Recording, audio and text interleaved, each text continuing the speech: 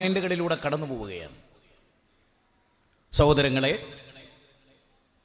നമ്മൾ ഈ പ്രപഞ്ചത്തിൽ ജീവിക്കുമ്പോൾ ഈ ഭൂമിയുടെ അവസ്ഥ കുറേയൊക്കെ ചിന്തിക്കണ്ടേ? നമ്മൾ ഒരു റോബസ്റ്റ പഴം എന്നും പറയുന്ന ഉദാഹരണമാണ്, വളരെ ബെറ്ററായ ഒരു ഉദാഹരണമാണ്. ഒരു റോബസ്റ്റ പഴം എടുത്ത് കയ്യിൽ ഇങ്ങനെ പിടിക്കുക, ഇടത്തേ കയ്യിൽ പിടിച്ചാൽ വലത്തേ കൈ കൊണ്ട് ഇങ്ങനെ അതിൻ്റെ തൊലി ഉരിഞ്ഞിട്ട് അതിൻ്റെ മാംസം ഉണ്ടല്ലോ, നമ്മൾ ആ കഴിക്കുന്ന ഭാഗം, നിങ്ങൾ എപ്പോഴെങ്കിലും ആലോചിച്ചിട്ടുണ്ട് എന്തുകൊണ്ടാണ് അത് നിർമ്മിക്കപ്പെട്ടിരിക്കുന്നത്? ഈ മണ്ണിൽ നിന്നാണ്. ആ വാഴയുടെ മെരട്ട് പൂച്ച മുത്രയിച്ചിട്ടുണ്ട്, കാഷ്ടിച്ചിട്ടുണ്ട്, പട്ടി മുത്രയിച്ചിട്ടുണ്ട്, കാഷ്ടിച്ചിട്ടുണ്ട്.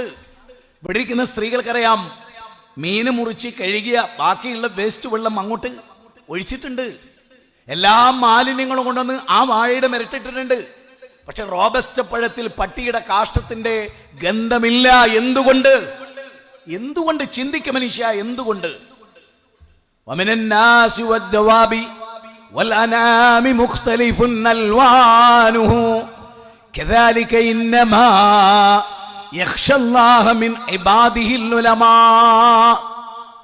ഖുർആനിലെ 35-ാം അധ്യായം 28-ാമത്തെ വചനാണ്. വമിനന്നാസി, മനുഷ്യരിലുള്ള നിറവർണ്ണങ്ങൾ, വൈവിധ്യത വലിയ പ്രത്യേകതയാണ്.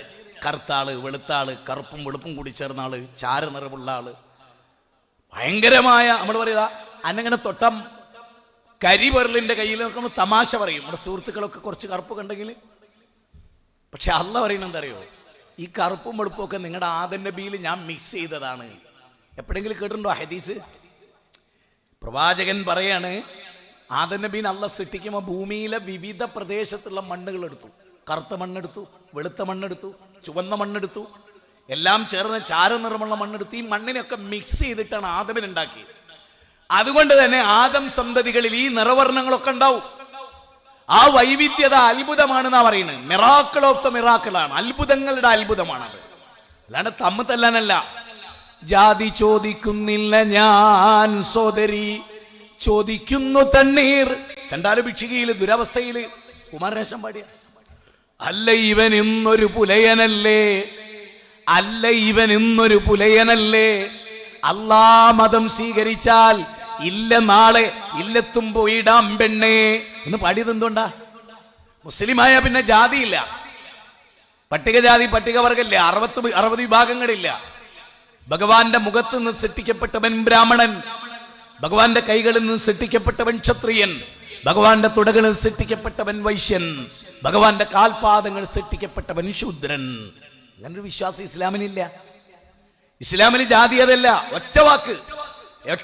നമ്മുടെ പിണറായി വിജയൻ, നമ്മുടെ ബഹുമാന്യനായ മുഖ്യമന്ത്രി, ആദമിന്റെ പുത്രനാ, നമ്മുടെ സഹോദരനാ.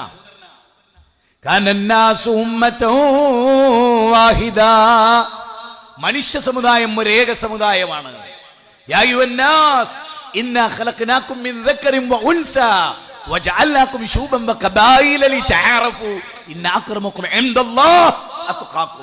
ഖുർആന്റെ 49-ാം അധ്യായം 13-ാമത്തെ വചനം. അതേ അള്ളാഹ് പറയാണ്, അതേ മനുഷ്യരെ, ഒരു അച്ഛന്റെ അമ്മയുടെ മക്കളാ, വർഗങ്ങളും ഗോത്രങ്ങളുമാക്കി തിരിച്ചതേ, തല്ലൂടാനല്ല. പരസ്പരം തിരിച്ചറിയാനാ. ഇന്ന നാട്ടുകാരനാണ്, ഇന്ന ഗോത്രക്കാരനാണ്, ഇന്ന ദേശക്കാരനാണ് എന്ന തിരിച്ചറിവിന് വേണ്ടിയാ. നിങ്ങളിൽ ഏറ്റവും ഉത്തമനാരാണ്? ദൈവത്തെ സൂക്ഷിച്ച് ആറ് ജീവിക്കുന്നുവോ അവൻ ഏത് നാട്ടുകാരനാവട്ടെ അവനാണ് എന്ന് പറയുന്ന ഖുർആനിന്റെ തത്വത്തെക്കാൾ മനോഹരമായത് എന്തുണ്ട് ലോകത്ത്? ശ്രീനാരായണ ഗുരു ട്രെയിനിൽ യാത്ര ചെയ്യാം. അവരാൾ ചോദിച്ചു, ആരാ മനസ്സിലായില്ല എന്ന്. അപ്പോൾ ശ്രീനാരായണ ഗുരു പറഞ്ഞു, കണ്ടിട്ട് മനസ്സിലായില്ലേ എങ്കിൽ പറഞ്ഞാലും മനസ്സിലാവില്ല. കണ്ടിട്ട് മനസ്സിലായില്ലേ എങ്കിൽ പറഞ്ഞാലും മനസ്സിലാവില്ല. മനുഷ്യനാണ്, ഒരു ജാതി, ഒരു മതം, ഒരു ദൈവം മനുഷ്യന്. ശ്രീനാരായണ ഗുരു പറഞ്ഞ അവസാന വാക്ക്. ശാരദ പ്രതിഷ്ഠ നടത്തി, കണ്ണാടി പ്രതിഷ്ഠിച്ചു, ഈയവ ശിവനെ പ്രതിഷ്ഠിച്ചു. അവസാനം അദ്ദേഹം പറഞ്ഞു, ഒരു ജാതി, മനുഷ്യജാതി, ആണും പെണ്ണും ഉൾക്കൊള്ളുന്ന മനുഷ്യവർഗം. എന്ത് രസമുണ്ടല്ലേ? വിശുദ്ധ ഖുർആൻ പറയാണ്. എന്നിട്ട് റസൂൽ പറയണ്ടേ എന്ത്? ഇന്ന ദിമാഅക്കും വഅംവാലക്കും വഅറാലക്കും ഹറാമുൻ അലൈക്കും കഹുർമതി യൗമിക്കും ഹാദാ ഫീ ബലദിക്കും ഹാദാ ഫീ ശഹരിക്കും ഹാദാ. പരിശുദ്ധ കഅബാലയത്തിൽ നിന്നുകൊണ്ട് നബി പറഞ്ഞ ഇന്നത്തെ പവിത്രമായ ഈ ഹജ്ജ് ദിനം, ദുൽഹിജ്ജ, ഈ പരിശുദ്ധ കഅബാലയം, ഈ ഹജ്ജ് ദിനം, മാസം, ഇതിനെ പോലെ പവിത്രമാണ് നിങ്ങളുടെ രക്തം. ഒരൊറ്റ മനുഷ്യനെയും കൊല്ലരുത് എന്ന് ഡൽഹിയിൽ ബോംബൊട്ടി മുസ്ലിങ്ങളല്ല, ഇന്ത്യയെ പൊട്ടി ഒരു പൊട്ടലിലും മുസ്ലിം ഇല്ല എന്ന് ഉറച്ചു വിശ്വസിക്കുന്ന ആളാണ് ഞാൻ. ഓന് കഴിയില്ല. ഓൻ മദ്രസ പഠിച്ചുകൊണ്ട് ഓൻ പൊട്ടിക്കൂല. പിന്നെ കൊട്ടേഷൻ പാർട്ടി അതാർക്കും എടുക്കാതെന്നാ പാകിസ്ഥാനിൽ നിങ്ങൾക്ക് വേണോ കൊട്ടേഷൻ പാർട്ടി? പാകിസ്ഥാൻ നിങ്ങൾക്ക് കിട്ടും, അത് മുസ്ലിം പേരായിരിക്കും. നിങ്ങൾക്ക് കൊട്ടേഷൻ പാർട്ടി ഏറ്റവും കൂടുതൽ കിട്ടും ഇന്ത്യയിൽ നിന്ന് പാകിസ്ഥാനിലേക്ക്. ഇന്ത്യയുടെ എല്ലാ രഹസ്യങ്ങളും ഒറ്റിക്കൊടുത്ത മുഴുവൻ ഇന്ത്യക്കാരും ഒരൊറ്റ മുസ്ലിം ഇല്ല. എന്നാലും പറയും മുസ്ലിം അപകടകാരിയാണ്. ആയിക്കോട്ടെ, ഞങ്ങളിത് ഒരുപാട് കാലം കേട്ടതാ. ഞങ്ങൾ ആരാ സമുദായം നിങ്ങൾക്ക് തിരിച്ചറിയണമെങ്കിൽ ഞങ്ങളുടെ ഖുർആൻ ഞങ്ങളെ എന്താണ് പഠിപ്പിക്കുന്നത് നിങ്ങൾ തിരിഞ്ഞാൽ നിങ്ങൾക്ക് ഞങ്ങളെക്കുറിച്ച് ഒരു പരാതി ഉണ്ടാവില്ല. അത് മനസ്സിലാകണമെങ്കിൽ 2 ജലപ്രളയം നോക്കിയാൽ മതി. ഇസ്ലാമിൻ്റെ കാരുണ്യം അറിയണ 2. ഇവിടെ എന്തുണ്ടായാലും എന്ത് ദുരന്തം കൂടുതൽ പൈസ മുസ്ലിമിൻ്റെ ആയിരിക്കും. ക്ഷമിക്കണം, ഹിന്ദുവിൻ്റെതല്ല, ക്രിസ്ത്യാനിയുടേതല്ല, മുസ്ലിമിൻ്റെതായിരിക്കും കൂടുതൽ. ഞാൻ വെല്ലുവിളിക്കുന്നു. ഒരു സാധാരണക്കാരൻ്റെ കല്യാണപ്പുരയിൽ ഓനൊരു പെട്ടി വെച്ചാൽ അതിൽ 500ൻ്റെ 1000ൻ്റെ നോട്ട് മുസ്ലിമിൻ്റെതായിരിക്കും. എന്താ പ്രശ്നം? ഓനെ പടച്ചോൻ പഠിപ്പിച്ച കാരുണ്യം. ഇത് ഞാൻ ഇങ്ങനെ പറയുന്നില്ല, എനിക്കൊരു കുസലുമില്ല. നിങ്ങൾക്ക് ആർക്കും ബേജാറുണ്ടെങ്കിലേ ഉള്ളൂ. മുസ്ലിമിൻ്റെ കാരുണ്യം ലോകത്താർക്കും ഇല്ല. എന്തുകൊണ്ടാ? ഓൻ്റെ ഖുർആൻ 114 തവണ എന്താ പറയണറിയോ? പരമകാരുണ്യകനും, മോസ്റ്റ് മൈസിഫുൾ ആൻഡ് മോസ്റ്റ് ഗ്രീഷ്യസ്, പരമകാരുണ്യകനും കരുണാവാരിധിയുമായ പ്രപഞ്ചത്തിന്റെ നാഥന. കരുണ ഒഴുകണം, ആർദ്രചിത്തമാകണം. കരുണാവാൻ നബി മണിമുക്തി രത്നമോന്ന് ശ്രീനാരായണ ഗുരു വെറുതെ പറഞ്ഞല്ല. ഇർഹമോ മൻ ഫിൽ അർദ് ഇർഹമകും മൻ ഫിസ് സമാ. ഭൂമിയിലുള്ളവരോട് കരുണ കാണിക്കി, ആകാശത്തുള്ളവൻ നിങ്ങളോട് കരുണ കാണിക്കും. സ്നേഹത്തിൽ നിന്നുദിക്കുന്നു ലോകം, സ്നേഹത്താൽ വൃദ്ധി തേടുന്നു. സ്നേഹമാണഖിലസാര മൂഴിയിൽ, സ്നേഹിക്ക ഉണ്ണീ നീ നിന്നെ ദ്രോഹിക്കുന്ന ജനത്തെയും. കുമാരനാശാന്റെ വരികളാണ്. സ്നേഹിക്ക് നീ, നിന്നെ ഉപദ്രവിക്കുന്നവരെ പോലും നീ സ്നേഹിക്ക്. എന്തൊരു തത്വമാണല്ലേ. പക്ഷെ പഠിച്ചില്ല. ഈ പൂന്താനം ഭക്തകവിയാണ്, വലിയ ഭക്തകവിയായിരുന്നു പൂന്താനം. പൂന്താനം പറയുന്നുണ്ട്, വിദ്യ കൊണ്ടറിയേണ്ടതറിയാതെ വിദ്വാനെന്നു നടിക്കുന്നു ചിലർ. വിദ്യ കൊണ്ട് അറിയേണ്ടതെന്തോ അതറിയണം. ഓം അസതോമ സദ്ഗമയ തമസോമ ജ്യോതിർഗമയ മൃത്യോമ അമൃതംഗമയ ഓം ശാന്തി ശാന്തി ശാന്തി. അസത്യത്തിൽ നിന്ന് സത്യത്തിലേക്ക് ദൈവമേ നീ എന്നെ കൈപിടിച്ചുയർത്തിയാലും, ഇരുട്ടിൽ നിന്ന് വെളിച്ചത്തിലേക്ക്, ഇരുട്ടിൽ നിന്ന് വെളിച്ചത്തിലേക്ക്. വിശുദ്ധ ഖുർആൻ പറയുന്നത് എന്താ?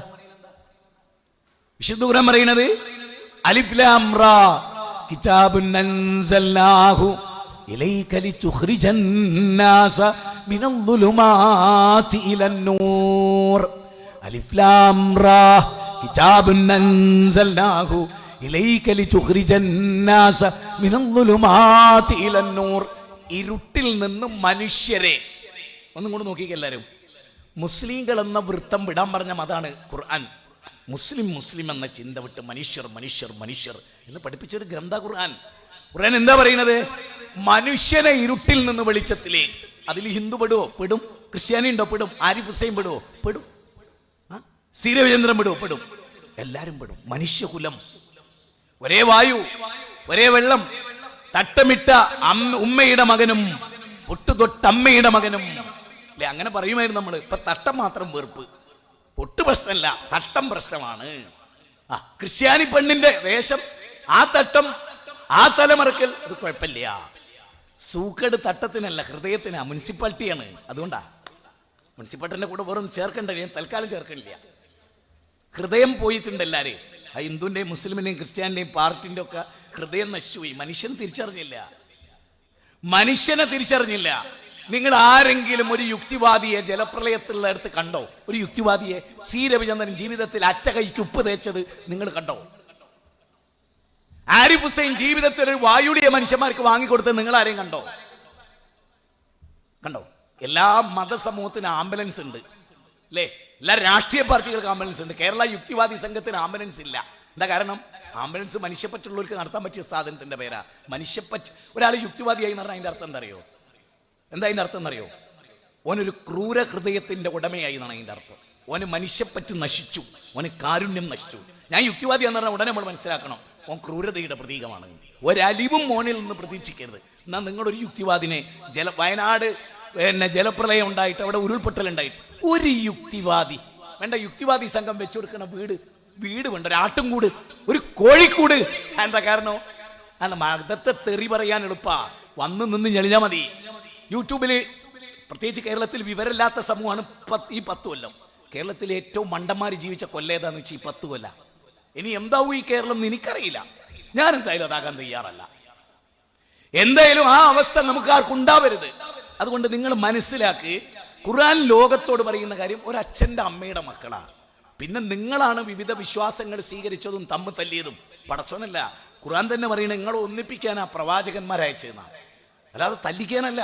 അതിൽ ഏറ്റവും പ്രധാനമാണ് മനുഷ്യൻ എന്ന കൺസെപ്റ്റിൽ. ഇപ്പം നിങ്ങൾ നോക്കൂ, മനുഷ്യൻ്റെ ജീവന്റെ വില ഇസ്ലാം ഒരു ബോംബായിട്ടത് പൊട്ടുക ഉണ്ടാവില്ല. ഇസ്ലാം എന്ന പദത്തിൻ്റെ അർത്ഥം തന്നെ സമാധാനമാണ്. അത് പൊട്ടില്ല. ഇനി ഞാൻ ഇതെല്ലാം നിങ്ങളോട് പറയുമ്പോൾ ഇവിടെ എല്ലാവർക്കും അറിയുന്ന കുറച്ച് കാര്യമുണ്ട്. എന്നാലും മനുഷ്യർ ചിന്തിക്കുക. ഇപ്പം നിങ്ങൾ നോക്കൂ, ഗാന്ധിജീനെ കൊന്നു, പർദ്ദട്ട് വന്നിട്ട് കൊല്ലാനായിരുന്നു വിചാരിച്ചേ. നിങ്ങൾ ചിന്തിക്കണേ ഏത് കാലത്ത് തുടങ്ങിയതാ അത്. അതായത് നമ്മുടെ രാഷ്ട്രപിതാവിനെ കൊല്ലാൻ വേണ്ടി വന്ന ഗോഡ്സെയെ ഒരു ഷോപ്പ് പോയിട്ട് പർദ്ദ വാങ്ങി അദ്ദേഹത്തിന്റെ വീട്ടിൽ കൊണ്ടുവച്ചു. കാരണം മീശയും താടിയില്ലാത്ത ഒരു ജന്മമായിരുന്നു അത്. അപ്പൊ പർദ്ദ ധരിച്ചാൽ പെണ്ണാന്ന് വിചാരിച്ചോളൂ, മുസ്ലിം ആണ് എന്നും വിചാരിച്ചോളൂ. നിങ്ങൾ ചിന്തിക്കണം ഏത് കാലത്തെ കുറിച്ചാണ് ഈ പറയുന്നത്. എന്താ കാരണം? ഗാന്ധിജിയെ കൊന്നതൊരു മുസ്ലിമാണ് എന്ന് വരുത്തിയത്. എല്ലാ കാലത്തും അങ്ങനെയായിരുന്നു. അത് മുസ്ലിങ്ങൾക്ക് അഭിമാനവുമാണ്. കാരണം നമ്മളെടുത്ത് എന്തോ ഉണ്ട് മക്കളെ, അതുകൊണ്ടാണ് അത്. നമ്മളെടുത്തുണ്ട്, അഡ്രസ്സുണ്ട്, അന്തസ്സുണ്ട്. അത് കളഞ്ഞു കുടിക്കാതിരുന്നാൽ മതി. അത് കളഞ്ഞു കുടിക്കുക. നിങ്ങൾ നോക്ക്, ഗാന്ധിജിയെ കൊന്നതൊരു മുസ്ലിമാണോ? എല്ലാവരും പറയും നല്ല RSS എന്ന് പറഞ്ഞാൽ നല്ലൊരു സംഘടനയാണ്. ആണോ? നിങ്ങൾ ഒരു തെറ്റും ലോകത്ത് ചെയ്തില്ല എന്ന് വിചാരിക്കുക. ഗാന്ധിജിനെ മാത്രം കൊന്നു, വേറൊരു തെറ്റും നിങ്ങൾ ചെയ്തില്ലെങ്കിലും ആ ഗാന്ധിയെ കൊന്നു എന്നുള്ളത് മതി ലോകത്തിലെ ഏറ്റവും വലിയ പാപികളാ നിങ്ങളെന്ന് പറയാൻ. ഗാന്ധിജിനെ കൊല്ലാൻ കഴിയാ മനുഷ്യനല്ല, അവനെ മനുഷ്യന്റെ കൂട്ടത്തിൽ പെടുത്താൻ പറ്റില്ല. ഗാന്ധിജി ആരാന്ന് പഠിച്ചു നോക്ക്. ബഹുമാനം ഉണ്ടാവും, ആദരവുണ്ടാവും. ആദരവും മൂത്തിട്ട് പ്രാന്താകരുത്. അങ്ങനെ പ്രാന്തായി KT ജലീലിന്. അതുകൊണ്ട് സ്വർഗസ്ഥനായ ഗാന്ധിജി, KT ജലീൽ എഴുതിയ പുതിയ പുസ്തക ഷാർജ ബുക്ക് ഫെയറിൽ ഞാൻ വാങ്ങിച്ചു. ഉത്തരമുള്ളൊരു ബുക്ക്, സ്വർഗസ്ഥനായ ഗാന്ധിജി. എന്താ? അയാളെ കുറ്റപ്പെടുത്തിയിട്ട് കാര്യമില്ല. ഗാന്ധിജിനെ പറ്റി പഠിച്ചറിയാതെ പറഞ്ഞു അത്. ഞാൻ അങ്ങനെ പഠിച്ച ഒരാളാണ് ഗാന്ധിജിനെ കുറിച്ച്. പക്ഷെ എനിക്ക് ഭ്രാന്തില്ല ആ വിഷയത്തിൽ. ഗാന്ധിജീനെ നിർത്തേണ്ടടുത്ത് നിർത്തും. അതിലപ്പുറത്തേക്ക് ഗാന്ധിജി ആയാലും ഏത് അബുൽ ആസായാലും മൗലാന മുഹമ്മദ് അലി ആയാലും ഏത് ലീഡറായാലും വെക്കേണ്ട ഒരു സ്ഥാനം അവിടെ വെക്കും. അതിലപ്പുറത്തേക്ക് ചെറുതാക്കൂല്ല, അപ്പുറത്തേക്ക് വലുതാക്കൂല്ല. ആ പാടില്ല, നമുക്ക് പാടില്ല. ഞാൻ പറയുന്നത് ഗാന്ധിജിയെ കൊന്നു, അത് മുസ്ലിം അല്ല. ഇന്ദിരാഗാന്ധിയെ കൊന്നു, മുസ്ലിം അല്ല. രാജീവ് ഗാന്ധിയെ കൊന്നു, മുസ്ലിം അല്ല. ഗുജറാത്തിൽ ആയിരക്കണക്കിന് മുസൽമാനെ കൊന്നു, മുസ്ലിം അല്ല. സംജോത സ്ഫോടനമുണ്ടായി, മുസ്ലിങ്ങളല്ല. മക്ക സ്ഫോടനമുണ്ടായി, മുസ്ലിങ്ങളല്ല. അല്ലല്ലോ. പ്രജേതാക്കൂർ ആരാ? അസീമാനന്ദ ആരാ? സന്യാസിമാരായിരുന്നു. പക്ഷെ ഞങ്ങളാരും പറയാറില്ല ഹിന്ദുമതം പഠിപ്പിച്ചിട്ടാവില്ല അങ്ങനെ ആയത്. അതിന് മാത്രമുള്ള വിവരക്കേടൊന്നും ഞങ്ങൾക്കില്ല. എവിടെ എന്ത് നടന്നാലും അതൊക്കെ മുസ്ലിമാണെന്ന് പറഞ്ഞാൽ എല്ലാവർക്കും സമാധാനമായി. നിങ്ങൾക്ക് ഖുർആന്റെ ഒരു വചനം കേൾക്കണോ? ഖുർആൻ എന്താ പറയണതെന്ന് ഞാൻ നിങ്ങളുടെ മുമ്പിൽ പറയണം. മുസ്ലിങ്ങളും ഇത് പഠിക്കേണ്ടതുണ്ട്, അമുസ്ലിങ്ങളും ഇത് പഠിക്കേണ്ടതുണ്ട്. ഈ ലോകത്ത് മനുഷ്യർ, വിശുദ്ധ ഖുർആന്റെ 5-ാം അധ്യായം 32-ാമത്തെ വചനം വളരെ മനോഹരമായൊരു മിൻ അജലി ദാലിക് കതബ്നാ അലാ ബനി ഇസ്രായീൽ മൻ ഖതല നഫ്സൻ ബിഗൈരി നഫ്സിൻ ഔ ഫസാദിൻ ഫിൽ അർദ്. വിശുദ്ധ ഖുർആൻ പറയാണ്, നോക്കൂ, മിൻ അജലി ദാലിക് കതബ്നാ അലാ ബനി ഇസ്രായീൽ അന്നഹും മൻ ഖതല നഫ്സൻ ബിഗൈരി നഫ്സിൻ ഔ ഫസാദിൻ ഫിൽ അർദ് ഫകഅന്നമാ ഖതല الناس ജമീഅ വമൻ അഹ്യാഹാ ഫകഅന്നമാ അഹ്യ الناس ജമീഅ. നമ്മൾ ക്രൂരം എന്ന് പറയില്ല. ഒരു മനുഷ്യന്റെ പ്രായം 52 അല്ലെ 51. ഒരു മനുഷ്യന്റെ പ്രായം 51. കുറെ കൊടുവാള് കൊണ്ട് 51 വെട്ട് ഒരു മനുഷ്യനെ വെട്ടുക. നല്ലോണം ചിന്തിക്കാൻ വേണ്ടിയാ പറയുന്നത്. ചിന്തിക്കാൻ മാത്രം, ദേഷ്യം പിടിച്ചിട്ടൊന്നും കാര്യമില്ല. 51 വെട്ട് ഒരു മനുഷ്യന്റെ പ്രായം 1, 2 എന്ന് പറഞ്ഞിട്ട് വെട്ടുക. കേരളത്തില്, ദൈവത്തിന്റെ സ്വന്തം നാട്ടില് ഒരു മനുഷ്യനെ ഞാൻ പടച്ചോനെ സ്തുതിച്ചെന്തറിയോ? ആ സാധുവിന് 90 വയസ്സില്ല, ഞാൻ അയാളുടെ ഭാഗ്യം. ആ സാധുവിന് 90 വയസ്സില്ലാതായത് അയാളുടെ ഭാഗ്യം. ചിന്തിക്കണം. ഞാൻ ചോദിക്കുന്നു, ഈ 51 തവണ ഒരു മനുഷ്യനെ വെട്ടിയ ആളുകളിലെ ഓലെപ്പോലെ ലോകം കണ്ട ഭീകരവാദികൾ ആരെങ്കിലും ഉണ്ടോ? നിങ്ങൾ ഒരു കൈവെട്ടിയതിനെ കുറിച്ച് നമ്മൾ സംസാരിക്കുന്നുണ്ടല്ലോ. കൈവെട്ടിയതും പാപം, തലവെട്ടിയതും പാപം. പറയാനുള്ള ധൈര്യം ഉണ്ടാവ്. കൈവെട്ടിയതിനെ മാത്രമല്ലടോ, 51 വെട്ടിയതിനെ വിമർശിക്ക്. കാരണം 51 വെട്ടിയവൻ മനുഷ്യനാണ്, കൈവെട്ടിയ ജോസഫ് ജാറും മനുഷ്യനാണ് എന്ന തിരിച്ചറിവാണ് ഖുർആൻ പറയുന്നത്. കേട്ടോ ഖുർആൻ എന്താ പറയുന്നത്? അകാരണമായി, ഖുർആൻ 5-ാം അധ്യായം 32-ാമത്തെ വചനം. അകാരണമായി ഒരു മനുഷ്യനെ കൊന്നാൽ, ഒരു മനുഷ്യനെ അന്യായമായി കൊന്നാൽ ലോകത്തുള്ള മുഴുവൻ മനുഷ്യനെയും കൊന്നതിന് തുല്യാണ്.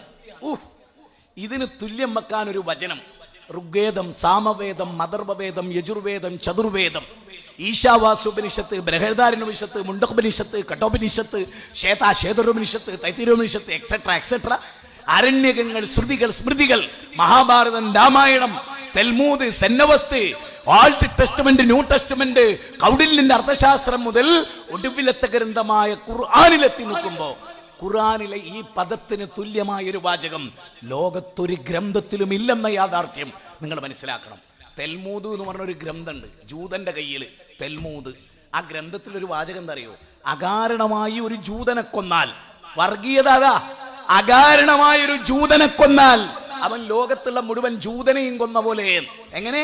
ഇസ്രയേലിലെ ഒരു ജൂതനെ ഒരാൾ കൊന്നാൽ മുഴുവൻ ജൂതന്മാരെയും കൊന്നതിന് തുല്യാണ്. അതാണ് വർഗീയത. ഓർക്കാണ് ലോകത്തുനിന്ന് സ്ഥാനം. ഓലെ ന്യായീകരിക്കാനാണ് രഞ്ജിത്ത് പണിക്കർ താടി മീശയും പഠിച്ചു കിടക്കണത്. ആലോചിക്കും. ചാനലിൽ വന്നിട്ട് വിളമ്പ് വിവരക്കേട്. അത് ഹിറ്റ്ലറിന്റെ കാലത്തും അങ്ങനെ വിവരം കേട്ട കുറെ എണ്ണം ഉണ്ടായിരുന്നു. ഞാൻ പറയുന്നത് നിങ്ങൾ ആലോചിച്ച് നോക്കി. ഇസ്രായേലിനെ ന്യായീകരിക്കുക. ഇന്ത്യ കഴിഞ്ഞ 10 കൊല്ലം മുമ്പ് വരെ ഇസ്രായേലിനെ ഇന്ത്യയിലെ ഒരു നേതാവും അംഗീകരിച്ചിട്ടുണ്ടായിരുന്നില്ല. ഒരു നേതാവ്. അതെന്താ? അത്ര വൃത്തികെട്ടോൽ ഈ രാജ്യം ഭരിച്ചിരുന്നില്ല ഒരു കാലത്ത്. ശരിക്കും മനസ്സിലായിക്കോളി നിങ്ങൾ. നിങ്ങൾ ആലോചിച്ചു, നിങ്ങളുടെ വീട്ടിൽ, അതായത് ഹിറ്റ്ലർ പറയുന്നുണ്ട് 10% ജൂതന്മാരെ ഞാൻ ബാക്കിയാക്കുകയാണ്. എന്നിട്ട് ഹിറ്റ്ലർ ലോകത്തോട് വിളിച്ചു പറയുന്നത് എന്തറിയോ? ഞാൻ എന്തിനാ ഓലെ ബാക്കിയാക്കിയത് നിങ്ങൾക്കറിയോ? ജൂതന്റെ കയ്യിലിരിപ്പ് എന്താ നിങ്ങൾ മനസ്സിലാക്കാൻ.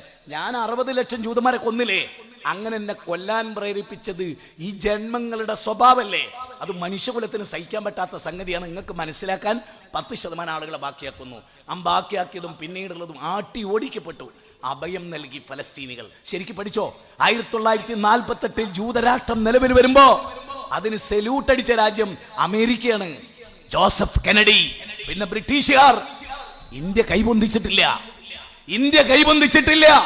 കാരണം എന്താ അറിയോ? ലോകത്ത് ആട്ടി ഓടിക്കപ്പെട്ട് തലചായ്ക്കാൻ ഇടമില്ലാത്ത ജൂതന്മാരെ ഇന്ത്യ സ്വീകരിച്ചു. വിശാലമായിരുന്നു ഇന്ത്യയുടെ പ്രത്യേകത. ഫലസ്തീൻ സ്വീകരിച്ചു. ഫലസ്തീൻ സ്വീകരിച്ചപ്പോൾ എന്തുണ്ടായോ? ഞങ്ങൾ ഉംറക്ക് പോയി വരാം, ഹജ്ജിന് പോയി വരാമെന്ന് പറഞ്ഞ് മുസ്ലിങ്ങള്, പിന്നീട് മുസ്ലിങ്ങൾ വരുമ്പോൾ ജൂതന്മാർ പറയുന്നത് ചേലക്കാണ്ട് പോയിക്കോളൂ, ഇത് ഞങ്ങളുടെ വീടാണ്. അതാണ് ഇസ്രയേൽ. അത് മനസ്സിലാക്കാൻ മീശയും താടിയും പഠിച്ച ഇംഗ്ലീഷ് പൊട്ടിച്ചിട്ട് കാര്യമില്ല. നാക്കാലി ആവരുത്, മനുഷ്യനാകണം. ചാനൽ ചർച്ചക്കാരോടാട്ടോ ഈ പറയുന്നത്.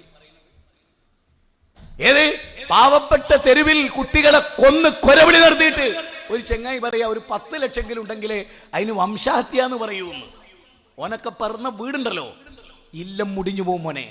മനുഷ്യരെ സ്നേഹിക്കാൻ പറ്റാത്ത നീയൊന്നും താടി മീശയും പഠിച്ച് ചാനലിൽ നിന്ന് വിളമ്പിയിട്ട് എന്ത് കാര്യമുള്ളത്? വിശുദ്ധ ഖുർആൻ എന്താ പറയുന്നത്? ഒന്നുകൂടി കേക്ക്. ഈ കൂരാച്ചുണ്ടിലെ തെരുവിൽ വെച്ച് ഒരു അമുസ്ലിമിനെ, ഒരു ഹൈന്ദവനെ കുറെ മുസ്ലിങ്ങൾ ചേർന്ന് കൊന്നാൽ ഖുർആൻ എന്താ പറയുന്നത് അറിയോ? 800 കോടി മനുഷ്യരെ കൊന്ന കൊലയാളികളാണ് അവരെന്ന്. മുജാഹിദ് പ്രസ്ഥാനോ, ജമാഅത്തെ ഇസ്ലാമിയോ, NDF, പോപ്പുലർ ഫ്രണ്ടോ, ഇന്ത്യൻ യൂണിയൻ മുസ്ലിം ലീഗോ, സുന്നത്തുൽ ഇഹ്സാനിയ എന്ന് പറയുന്ന AP-യുടെ തീവ്ര ഗ്രൂപ്പോ, ടൈഗർ സുന്നിയോ ഒരു ഹിന്ദുവിനെ തെരുവിൽ വെച്ച് കൊന്നാൽ, അകാരണമായി കൊന്നാൽ ലോകത്തുള്ള മുഴുവൻ മനുഷ്യരെയും കൊന്ന കൊലയാളിയാണ് അവരെന്ന്. അതായി അത് പറയാനുള്ള നട്ടെല്ലാണ് ഖുർആന്റെ പ്രത്യേകത. അതുകൊണ്ടാണ് ഞങ്ങളത് അനീബസന്റ് പറഞ്ഞതാ. ഖുർആൻ മുഹമ്മദിൻ്റെതാണ് ഞാൻ വിശ്വസിക്കില്ല. കാരണം എൻ്റെ തലച്ചോറ് പെരിച്ചായി തന്നിട്ടില്ല. ഒമ്രുൽ പ്രസ്ഥാനത്തിന്റെ നേതാവായ അനീബസന്റ് പറയുന്നത് എൻ്റെ തലച്ചോറ് പെരിച്ചായി തന്നിട്ടില്ല. അബസവത്തവല്ല എന്ന അധ്യായം ഖുർആനിലുള്ള കാലത്തോളം അത് മുഹമ്മദിന്റെ രചനയെന്ന് ഞാൻ വിശ്വസിക്കില്ല. ആ ഖുർആൻ അടുത്ത വാചകം എന്നറിയോ? നീ കാരണമായി ഒരാൾ രക്ഷപ്പെട്ടാൽ. ഇതിനെപ്പറ്റി ആധുനിക പണ്ഡിതന്മാർ പറയുന്നതറിയോ? ഒരാൾക്ക് കിഡ്നി ഇല്ല, ആൾക്കൊരു കിഡ്നി കിട്ടിയ കുടുംബത്തിന്റെ മുഴുവൻ അത്താണിയാണ് എന്ന് വിചാരിച്ചോ. ഭാസ്കരൻ എന്ന് പറയുന്ന ഒരാൾ കുടുംബത്തിന്റെ അത്താണിയാണ്. എന്നാൽ അത്ര ഒന്നും ഉപകാരമില്ലാത്തൊരു മുസ്ലിം, ആൾക്ക് പെർഫെക്റ്റ് ആയ കിഡ്നി ഉണ്ട്. ആ കിഡ്നി ഭാസ്കരന് കൊടുത്താൽ 50 കുടുംബങ്ങളെ പോറ്റുന്ന ആളാണ് ഭാസ്കരനെങ്കിൽ അള്ളാഹ് എന്താ പറയുന്നത് അറിയോ ഖുർആനിൽ? ആ ഭാസ്കരന് കിഡ്നി കൊടുക്കുക വഴി ബഷീർ ചെയ്തത് ലോകത്തുള്ള 800 കോടി മനുഷ്യരെ രക്ഷിക്കുന്നതിന് തുല്യമാണ്. ഞാൻ വെല്ലുവിളിക്കുന്നു കൂരാച്ചുണ്ടിൽ, ഈ ഖുർആൻ വചനത്തിന് തുല്യമായൊരു വചനം ലോകം രചിച്ച ധാർമ്മിക പുസ്തകത്തിൽ എവിടെയെങ്കിലും ഉണ്ടെങ്കിൽ നിങ്ങൾ കൊണ്ടുവരും. ഈ കരുണാവാൻ നബി മണിമുക്തി രത്നമോന്ന് ശ്രീനാരായണ ഗുരു വെറുതെ പറഞ്ഞതാണ് നിങ്ങൾ വിചാരിച്ചേ. ഈ അള്ളാഹു എന്നൊരു കവിത ഉണ്ടായിരുന്നു വെള്ളത്തോൾ നാരായണ മേനോന്. വെള്ളത്തോൾ നാരായണ മേനോന് അള്ളാഹു എന്ന് പറഞ്ഞിട്ടൊരു കവിത. എന്താ അതിലെ ഭാഗം എന്നറിയോ? ഒരു ബൗദ്ധ വിശ്വാസിയായ ഒരു വ്യക്തി, പ്രവാചകൻ ഒരു മരച്ചോട്ടിൽ ഇങ്ങനെ ഉറങ്ങിക്കിടക്കുക. അപ്പൊ പ്രവാചകന്റെ വാള് ഇങ്ങനെ തൂക്കിയിട്ടുണ്ട്. അറബികളുടെ ഒരു സംസ്കാരമായിരുന്നു, ഇന്നും സിഖുകാർക്കുള്ള സംസ്കാരം പോലെ. മനസ്സിലായില്ലേ? ആ വാളെടുത്തിട്ട് നബിയെ തോണ്ടി വിളിച്ചു ഉണർത്തിയിട്ട് നബിയുടെ കഴുത്തിലേക്ക് ഈ വാള് കുത്തിവെച്ചു ഈ അക്രമി. എന്നിട്ട് ചോദിച്ചു, മുഹമ്മദേ നിന്നെ ആരാ രക്ഷിക്കുക? ഇനി എൻ്റെ ഈ പ്രസംഗം കേൾക്കുന്ന മുസ്ലിങ്ങളോടൊട്ട് പറയുന്നത്, മുഹമ്മദേ നിന്നെ ആരാണ് എൻ്റെ വാൾത്തലപ്പിൽ നിന്ന് രക്ഷിക്കുക? എങ്ങനെ പറയുന്നത്? വാളിൻ്റെ ഏറ്റവും മൂർച്ചയേറിയ ഭാഗം കഴുത്തിൻ്റെ താഴത്ത് ഇങ്ങനെ കുത്തിപ്പിടിച്ചിട്ട് ചോദിക്കുകയാണ്, നിന്നെ ആരാ രക്ഷിക്കുക? ഇനി AP EK സുന്നികൾ ഇത് കേൾക്കുന്നുണ്ടെങ്കിൽ ബഹുമാന പുരസരം. ആ വാളിങ്ങനെ ജസ്റ്റ് ഇങ്ങനെ ഒന്ന് അമർത്തിയ കഴുത്തിലേക്ക് അത് കയറിപ്പോവും. അങ്ങനെ കുത്തിവെച്ചിട്ട് ചോദിക്കുകയാണ്, ആരാ രക്ഷിക്കുക? അത് ഇബ്രാഹിം നബി രക്ഷിക്കും, ഇസ്മായിൽ നബി രക്ഷിക്കും, മറിയം ബീബി രക്ഷിക്കും, ഈസാ നബി രക്ഷിക്കും. അങ്ങനൊന്നും പറയാൻ കുഫർ പേറിയ ഹൃദയമായിരുന്നില്ല മുഹമ്മദ് നബിയുടെ. കുഫർ നിറഞ്ഞ ഹൃദയമായിരുന്നില്ല മുത്ത് നബിയുടെ ഹൃദയം. മുത്ത് നബിയെ കഴുത്തിൽ ഇങ്ങനെ വാള് കുത്തിവെക്കുമ്പോഴും പറയാ അല്ലാഹ്. അതാണ് വെള്ളത്തോൾ നാരായണ മേനോൻ അദ്ദേഹത്തിന്റെ കവിതയ്ക്ക് പേരിട്ട്. എന്ത് വെള്ളത്തോൾ നാരായണ മേനോൻ അല്ലേ? തോണ്ടി ജീവിതം കഴിക്കുന്ന ആണിനും പെണ്ണിനും എന്ത് ഞാൻ പറയട്ടെ, ഇന്ത്യന്റെ പ്രധാനമന്ത്രി ആരാന്ന് ചോദിച്ചാൽ, പ്രഥമ പ്രധാനമന്ത്രി ആരാന്ന് ചോദിച്ചാൽ പറയാൻ പറ്റാത്ത IAS കാരൻ പറക്കാൻ പോവാൻ ഇന്ത്യയിൽ. എങ്ങനെ എങ്ങനെ എങ്ങനെ എങ്ങനെ എങ്ങനെ മഹാത്മാഗാന്ധി എന്ന് പറഞ്ഞൊരു രാഷ്ട്രപിതാവ് ഉണ്ടായിരുന്നു എന്ന് അറിയാത്ത IAS കാരൻ പറക്കാൻ പോവാണ് നമ്മുടെ ഇന്ത്യയിൽ. അത്ര വലിയ അറിവില്ലാത്തൊരു ലോകമായി നമ്മുടെ നാട് മാറുക. ശരിക്കും പഠിക്കുമോ നിങ്ങൾ? അള്ളാഹു എന്നിട്ട് നബി സല്ലല്ലാഹു അലൈഹി വസല്ലമ അല്ലാന്ന് പറഞ്ഞപ്പോ ആ വാള് താഴെ വീണുപോയി. അല്ലാ എന്ന് പറഞ്ഞപ്പോ, അല്ലാണ്ട് മൊയ്തീൻ ഷേഖ് എന്നല്ല, മമ്പ്രന്തങ്ങൾ എന്നല്ല, മുമ്പത്തെ പ്രവാചകന്മാർ എന്നല്ല, അല്ലാ. അതാണ് യഖീൻ, അതാണ് തൗഹീദ്, അതാണ് ഖാലിസായ വിശ്വാസം. ആ വിശ്വാസമുള്ള നബി അല്ല രക്ഷിക്കുന്നു പറഞ്ഞപ്പോ ഇയാളെ കയ്യിൽ നിന്ന് വിറച്ചിട്ട് വാള് താഴെ വീണു. ഉടനടി നബി ആ വാളെടുത്തിട്ട് അയാളെങ്ങനെ ചൂണ്ടിട്ട് ചോദിച്ചു, നിന്നാരാ രക്ഷിക്കുക?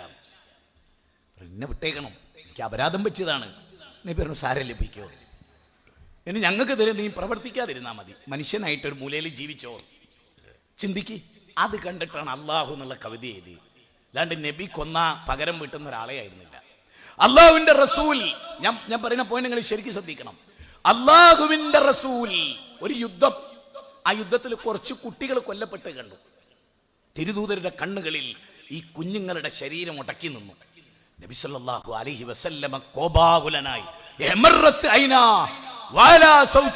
നബിയുടെ പ്രഭാഷണത്തിന്റെ ചില ഘട്ടത്തിലെ നബിയുടെ കണ്ണുകൾ ചുവന്നു തുടുത്തു.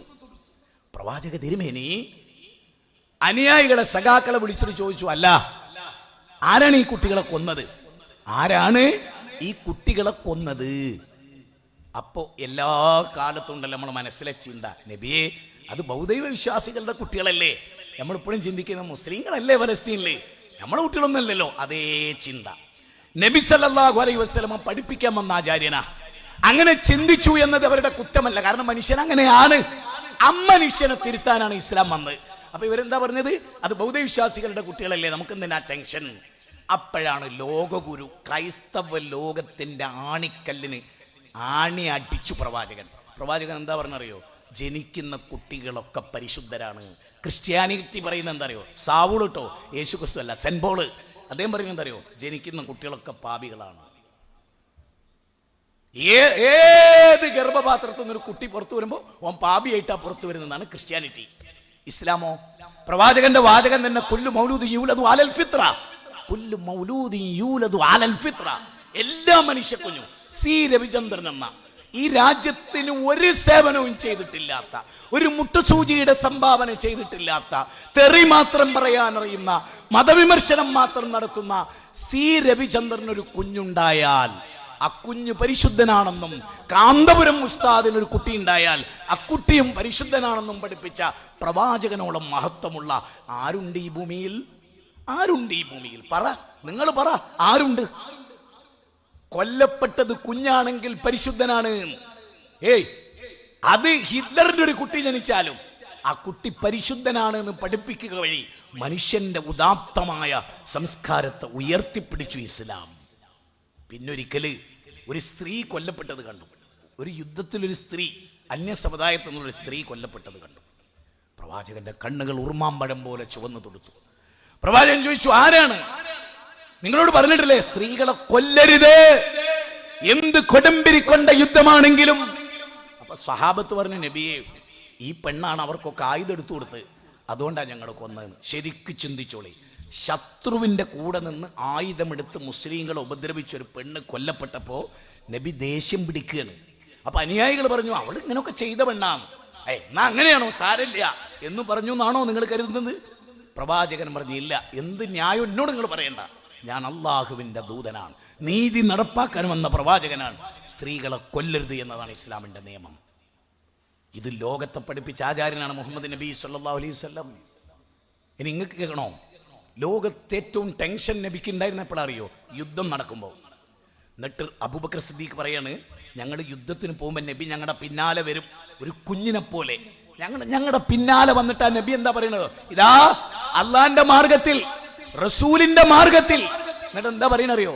സന്യാസി മഠങ്ങൾ തകർക്കരുത്, അമ്പലങ്ങൾ തകർക്കരുത്, ചർച്ചുകൾ തകർക്കരുത്, സിനഗോഗുകൾ തകർക്കരുത്, മരം വെട്ടിമുറിക്കരുത്, മറ്റുള്ളവർക്ക് ഉൽപ്പന്നം നൽകുന്ന മരങ്ങൾ നിങ്ങൾ മുറിക്കരുത്, ജലതടാകങ്ങൾ നശിപ്പിക്കരുത്. നോക്കണം, ഇതിങ്ങനെ. എന്നിട്ട് സാബത്ത് ചോദിച്ചു, എന്തിനാ നബി എങ്ങനെ ബേജാറാവണ്? ഇപ്പൊ നബി പറയണേ, യുദ്ധം പോലും നമ്മുടെ മനസ്സുകൊണ്ട് ഇഷ്ടപ്പെടുന്നതല്ല, പക്ഷെ ആ യുദ്ധം നടക്കുന്നിടത്തൊരു മാനവികതയുണ്ട്, ആ മാനവികത കാത്തു സൂക്ഷിക്കണം. ആ നബിയാണോ? പഠിച്ചിട്ടില്ല. അപ്പൊ ഞാനിങ്ങനെ നമ്മുടെ സോഷ്യൽ മീഡിയയിലൊക്കെ നോക്കും, എന്താണ് ജിഹാദ്? അപ്പോൾ ഇസ്ലാമിന് മാത്രം ഞാൻ പറയുന്നത്, ജിഹാദ് ഇല്ലേ എങ്കിൽ, അതായത് ഒരു അച്ഛൻ ഭാസ്കരൻ, അയാൾക്കൊരു കുട്ടിയുണ്ട്, അയാൾക്ക് ജിഹാദ് ഇല്ലെങ്കിൽ അയാൾ അച്ഛനല്ല. നരേന്ദ്രമോദിക്ക് ജിഹാദ് ഇല്ലെങ്കിൽ അയാൾ പ്രധാനമന്ത്രിയല്ല. പിണറായി വിജയന് ജിഹാദ് ഇല്ലെങ്കിൽ പിണറായി വിജയൻ മുഖ്യമന്ത്രിയല്ല.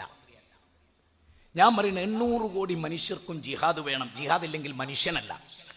ജിഹാദ് ഇല്ലാത്തവൻ മനുഷ്യനേ അല്ല. അപ്പങ്ങൾ ചോദിക്കാം, അമ്പട ഹേമാണ്. അപ്പൊ ഈ തലരിയണമെന്നാ പറയുന്നത്. നിങ്ങളതേ കേട്ടിട്ടുള്ളൂ. ജിഹാദ് എന്ന് പറഞ്ഞാൽ അതാണ്. ഞങ്ങൾക്ക് ലോകത്തറിയാവുന്ന എല്ലാ മതഗ്രന്ഥത്തുനിന്നും ഞാൻ ഉദ്ധരണി പറയാം. അതിനുള്ള ധൈര്യമൊക്കെ എനിക്കുണ്ട്, അതിനുള്ള കഴിവുണ്ട്. ആ ഗ്രന്ഥത്തിലൊക്കെ ജിഹാദ് ഉണ്ട്. ബൈബിളിൽ ജിഹാദ് ഉണ്ട്, ഋഗ്വേദത്തിൽ ജിഹാദ് ഉണ്ട്, ഭഗവത്ഗീത ജിഹാദ് മാത്രം പറയുന്ന ഗ്രന്ഥ.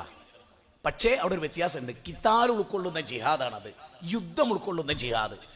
ജഹിദ് ജുഹിദ് എന്ന അറബി പദത്തിൽ നിന്നാണ് ജിഹാദ് എന്ന പദം വന്നത്. ഏറ്റവും കൂടുതൽ സോഷ്യൽ മീഡിയയിൽ സംവാദം, ഇപ്പോൾ എൻ്റെ പ്രിയ സുഹൃത്ത് രാഹുൽ ഈശ്വറും ഈ പറഞ്ഞ ആരിഫ് ഹുസൈനും തമ്മിൽ നടന്ന സംവാദം ജിഹാദുമായി ബന്ധപ്പെട്ട. ഹിന്ദു സ്ത്രീകൾ പോലും ആരിഫിനോട് സംവദിക്കുന്നു ജിഹാദ്. എന്താണ് ജിഹാദ്? ഒരു ഉമ്മാക്ക് ജിഹാദ് ഇല്ലെങ്കിൽ ആ ഉമ്മയല്ല, അമ്മയല്ല. ഒരമ്മയാണോ? ഞാനൊരമ്മയാണ്, എൻ്റെ പേര് മാലതിക്ക് ജിഹാദ് ഉണ്ടാവണം. അപ്പൊ എന്താണ് ജിഹാദ്? ഞാനൊരു ഖുർആന്റെ വചനം പറയാം. ഒരു കാര്യം ഓർത്തോളി, ഈ ഇരിക്കുന്ന നമ്മളൊക്കെ ജിഹാദ് ചെയ്തിട്ടുണ്ടോ? ഞാൻ ഈ കൂട്ടത്തിലെ ആണുങ്ങളോടും പെണ്ണുങ്ങളോടും ചോദിക്കുക, നിങ്ങൾ ജിഹാദ് ചെയ്യുന്നുണ്ടോ? ഉണ്ടെങ്കിൽ കൈപോക്ക്. ജിഹാദ് ചെയ്യുന്നവർ കൈപോക്ക്.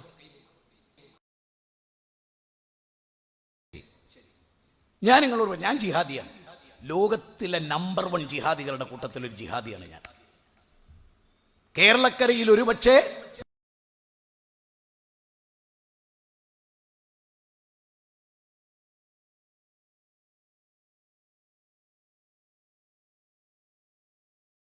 അത് ഖുർആൻ വിവരിച്ച് പഠിപ്പിക്കലാണ് എന്ന് ഖുർആൻ 25-ാം അധ്യായം 52-ാമത്തെ വചനം. ഏറ്റവും വലിയ ജിഹാദ്. ഇനി ഹിന്ദു മതത്തിൽ നിന്ന് ക്രിസ്തു മതത്തിൽ നിന്ന് ഒരു കുട്ടി ഇസ്ലാമായി, ഖുർആൻ പറയട്ടോ, ഒരു കുട്ടി ഇസ്ലാമായി.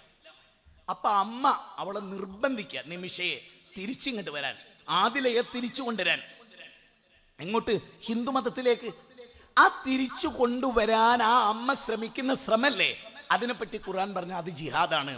അമ്മയുടെ ജിഹാദാണ്. ആരോട്? സ്വന്തം മകളോട്. അപ്പൊ നിങ്ങൾ ആലോചിച്ചു, സ്വന്തം മകളോട് അമ്മ ജിഹാദ് ചെയ്യുന്നുണ്ട് പറഞ്ഞാൽ അമ്മ കത്തിയെടുത്ത് മകളെ കഴുത്തറക്കുന്നുണ്ട് അല്ല. അപ്പൊ ജിഹാദിന് വലിയ അർത്ഥ. ഏതുപോലെ? ഇപ്പൊ ഒരാൾ പറയണ വിദ്യാഭ്യാസം എന്ന് പറഞ്ഞാൽ മാത്തമാറ്റിക്സ് മാത്രമാണ്. അപ്പൊ അവനോട് ഒരു കിഴങ്ങ, അത് വിദ്യാഭ്യാസത്തിൽ ഒരു മേഖല മാത്രമാണ്. വിദ്യാഭ്യാസത്തിന് അതിരില്ല മോനെ, അതുപോലെ ജിഹാദിന് അതിരില്ല. ഒരു അമ്മ ഹിന്ദുമതത്തിൽ നിന്ന് ഇസ്ലാം സ്വീകരിച്ചൊരു മകളെ തിരിച്ചു കൊണ്ടുവരാൻ ഉപദേശിച്ച് നിർദ്ദേശിച്ച് വാശി പിടിച്ച് വെള്ളം കുടിക്കാതെ പട്ടിണി കിടക്കുന്നുവെങ്കിൽ ആ ഉമ്മ ജിഹാദ് നടത്തിയെന്നാണ് ഖുർആൻ പറഞ്ഞത്.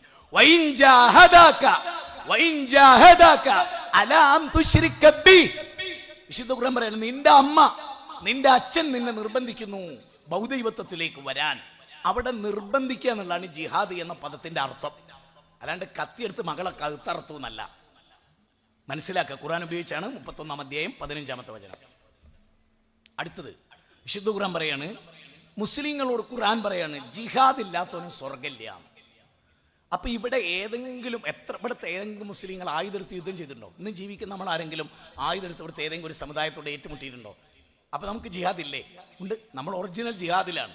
നമുക്കിവിടെ കിത്താൽ ആവശ്യമല്ല. കാരണം മോഡറേറ്ററാണ് ഭരണഘടന. ഭരണഘടന മോഡറേറ്ററായ ഒരു രാജ്യത്ത് ഹിന്ദു മുസ്ലിം വൈരത്തിന് പ്രസക്തിയില്ല. എവിടെയും പ്രസക്തിയില്ല. ഇന്ത്യയിൽ തീരെയും പ്രസക്തിയില്ല. എന്തുകൊണ്ട്? ഞാൻ നിങ്ങളോട് ജ്ഞാനപ്രകാരം പറയട്ടെ. ജിഹാദ് എന്ന് പറഞ്ഞാൽ ഞങ്ങളാരും മനസ്സിലാക്കിയ കാര്യമല്ല.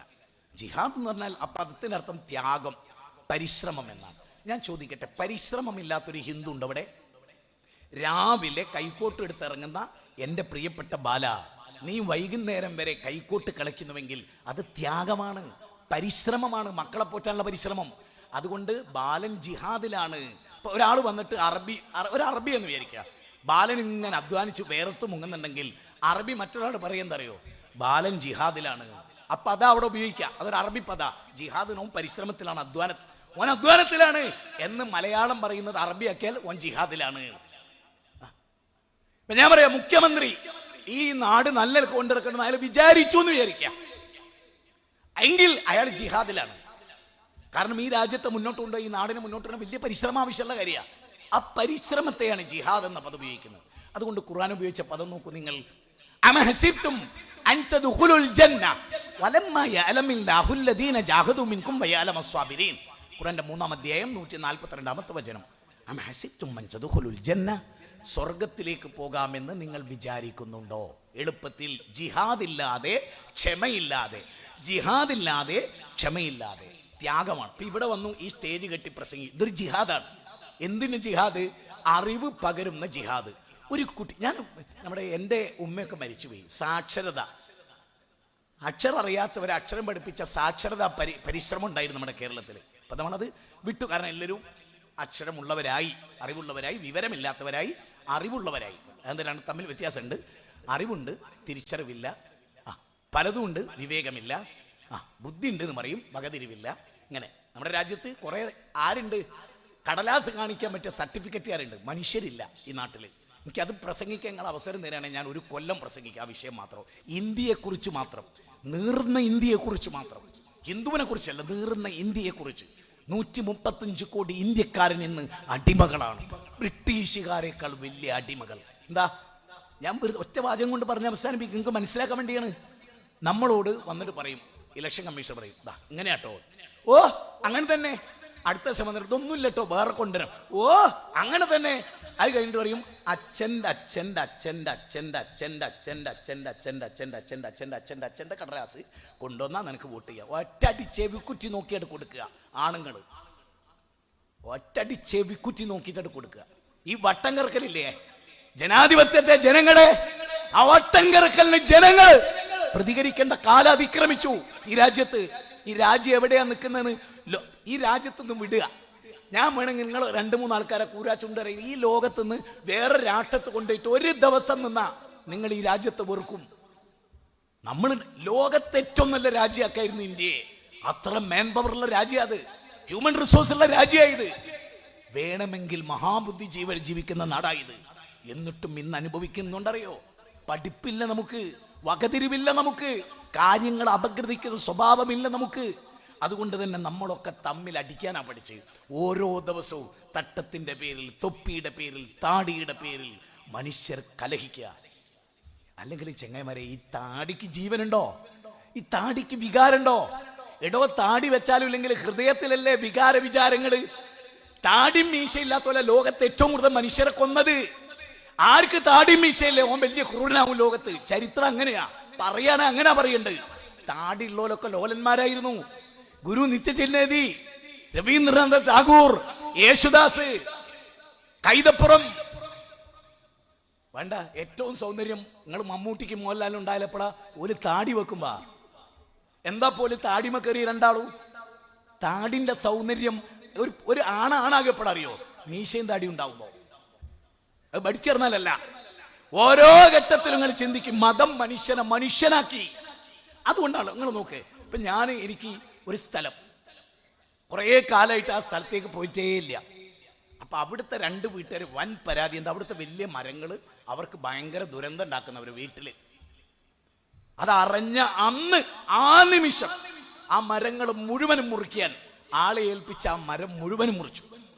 അപ്പൊ അവിടുത്തെ ഒരു ഹിന്ദു സഹോദരി വന്നിട്ട് പറഞ്ഞു, വലിയ ഉപകാരമുണ്ട്. അപ്പൊ ഞാൻ പറഞ്ഞു, നിങ്ങൾ എന്നോട് ക്ഷമിക്കണം, നിങ്ങൾ എനിക്ക് താങ്ക്സ് പറയുക, കാരണം എൻ്റെ അപരാധമാണ്, ഞാൻ ശ്രദ്ധിക്കാത്തതുകൊണ്ട് സംഭവിച്ചാൽ. എൻ്റെ പ്രവാചകൻ എന്നെ പഠിപ്പിച്ചു, മാനവികതയുടെ പ്രവാചകൻ പഠിപ്പിച്ചു. എൻ്റെ വീട്ടിലെ, എൻ്റെ പറമ്പിലെ ഒരു തേക്ക്, അല്ലെങ്കിൽ ഞാൻ മുറിച്ചത് മാവ്, പ്ലാവ്, പുളി, എല്ലാ നല്ല മരങ്ങളും മുറിച്ചോട് കൊടുത്ത്. ഇപ്പൊ 2-3 ആഴ്ച മുമ്പ് നടന്നൊരു കാര്യത്തെ പറ്റിയേ പറയുന്നേ. അപ്പൊ എന്താ പ്രവാചകൻ പറയാണ്, അയൽവാസിക്ക് നിന്റെ മരം ശല്യമാകരുത്. അവന്റെ നടയിലേക്ക് ചരിഞ്ഞവന് ബുദ്ധിമുട്ടാകുന്നുണ്ടെങ്കിൽ, അതവൻ പ്രകടിപ്പിക്കുന്നുണ്ടെങ്കിൽ, ആ നിമിഷം ആ മരം മുറിച്ചു കൊടുത്താൽ നിനക്ക് സ്വർഗമുണ്ട്. അങ്ങനെയുള്ള എനിക്ക് ഭാസ്കരേട്ടനെ ഒരു മരത്തിന്റെ പേരിൽ, ഇപ്പൊ എൻ്റെ വീട്ടില് അയൽപ്പക്കത്തുള്ള ആളുകളുടെ മാത്രം മാലിന്യാണ് എൻ്റെ വീട്ടിൽ വീകുന്നത്. 8 കൊല്ലായി ഞങ്ങൾ ക്ഷമിക്കുന്നു. 8 കൊല്ലം. ഈ പ്രാവശ്യം ഞങ്ങൾ പറഞ്ഞു, അതിൻ്റെ ഇലയൊന്ന് വെട്ടിത്തന്നാൽ എൻ്റെ ഭാര്യൻ്റെ ഊരൊക്കെ വേദന കുറച്ചൊന്ന് കുറയായിരുന്നു. അപ്പോഴാണ് അവർ വെട്ടിത്തന്നത്. ഇസ്ലാം അതാ പറയുന്നത്, ഒരു അമുസ്ലിമിന് ഒരു ബുദ്ധിമുട്ടുണ്ട. നിങ്ങൾക്ക് ഖുർആൻ തിരിയുമെങ്കിൽ ഞാൻ തരാം നിങ്ങൾക്ക് ഖുർആൻ. ഖുർആനിലെ 60-ാം അധ്യായം 8-ാമത്തെ വചനം എന്താ അറിയോ? ലാ യൻഹാകുമുല്ലാഹ് അനിൽ ലദീന യുഖാതിലുകും ഫിദ്ദീൻ വലൻ യുഖ്രിജുകും മിൻ ദിയാരികും അൻ തബറൂഹും വതുഖ്സിതു ഇലൈഹിം ഇന്നല്ലാഹ യുഹിബ്ബുൽ മുഖ്സിതീൻ. ആയത്തിന്റെ അർത്ഥം എന്താ അറിയോ? നിങ്ങളുമായി മതത്തിന്റെ പേരിൽ യുദ്ധം ചെയ്യാത്ത ഇതര മതക്കാർ. ഖുർആൻ പറയാണ്, മുസ്ലിങ്ങളെ, നിങ്ങളുമായി മതത്തിന്റെ പേരിൽ നിങ്ങളോട് യുദ്ധം ചെയ്യാത്ത, നിങ്ങൾ മുസ്ലിങ്ങളായി എന്നതിന്റെ പേരിൽ നിങ്ങളുടെ വീട്ടിൽ നിങ്ങളെ പുറത്താക്കാത്ത അമുസ്ലിം ആരാകട്ടെ, അൻതബറൂഹും, ഖുർആൻ എന്താ പറയും, അവന് പുണ്യം ചെയ്യണം. ആർക്ക്? ഇവിടുത്തെ ഹൈന്ദവനും ക്രൈസ്തവനും നിരീശ്വരവാദിക്കും പുണ്യം ചെയ്യണം. അവസാനിച്ചില്ല, അൻതബറൂഹും വതുഖ്സിതു ഇലൈഹിം, അവരോട് നീതിയോടുകൂടി പെരുമാറണം. എന്നിട്ട് അല്ലാഹ് എന്താ പറയണറിയോ? അങ്ങനെയുള്ള ബഷീറിനെ എനിക്കിഷ്ടമാണ്. ആരോട്? ചുവന്ന ചരട് കെട്ടിയ, നെറ്റിത്തടത്തിൽ പൊട്ടുതൊട്ട, കാഷായ വസ്ത്രം ധരിച്ച ഒരമ്മയോട് നീതിയോടുകൂടി പെരുമാറാൻ പഠിപ്പിച്ച ഖുർആന്റെ വാചകം. എന്താ നിങ്ങൾ വായിക്കാതെ പോയത്? നിങ്ങൾ എന്തേ യുക്തിവാദികളുടെ മാത്രം കേട്ടത്? നിങ്ങൾ എന്തേ ഞങ്ങൾ പറയുന്നത് നിങ്ങൾ കേൾക്കാത്തത്?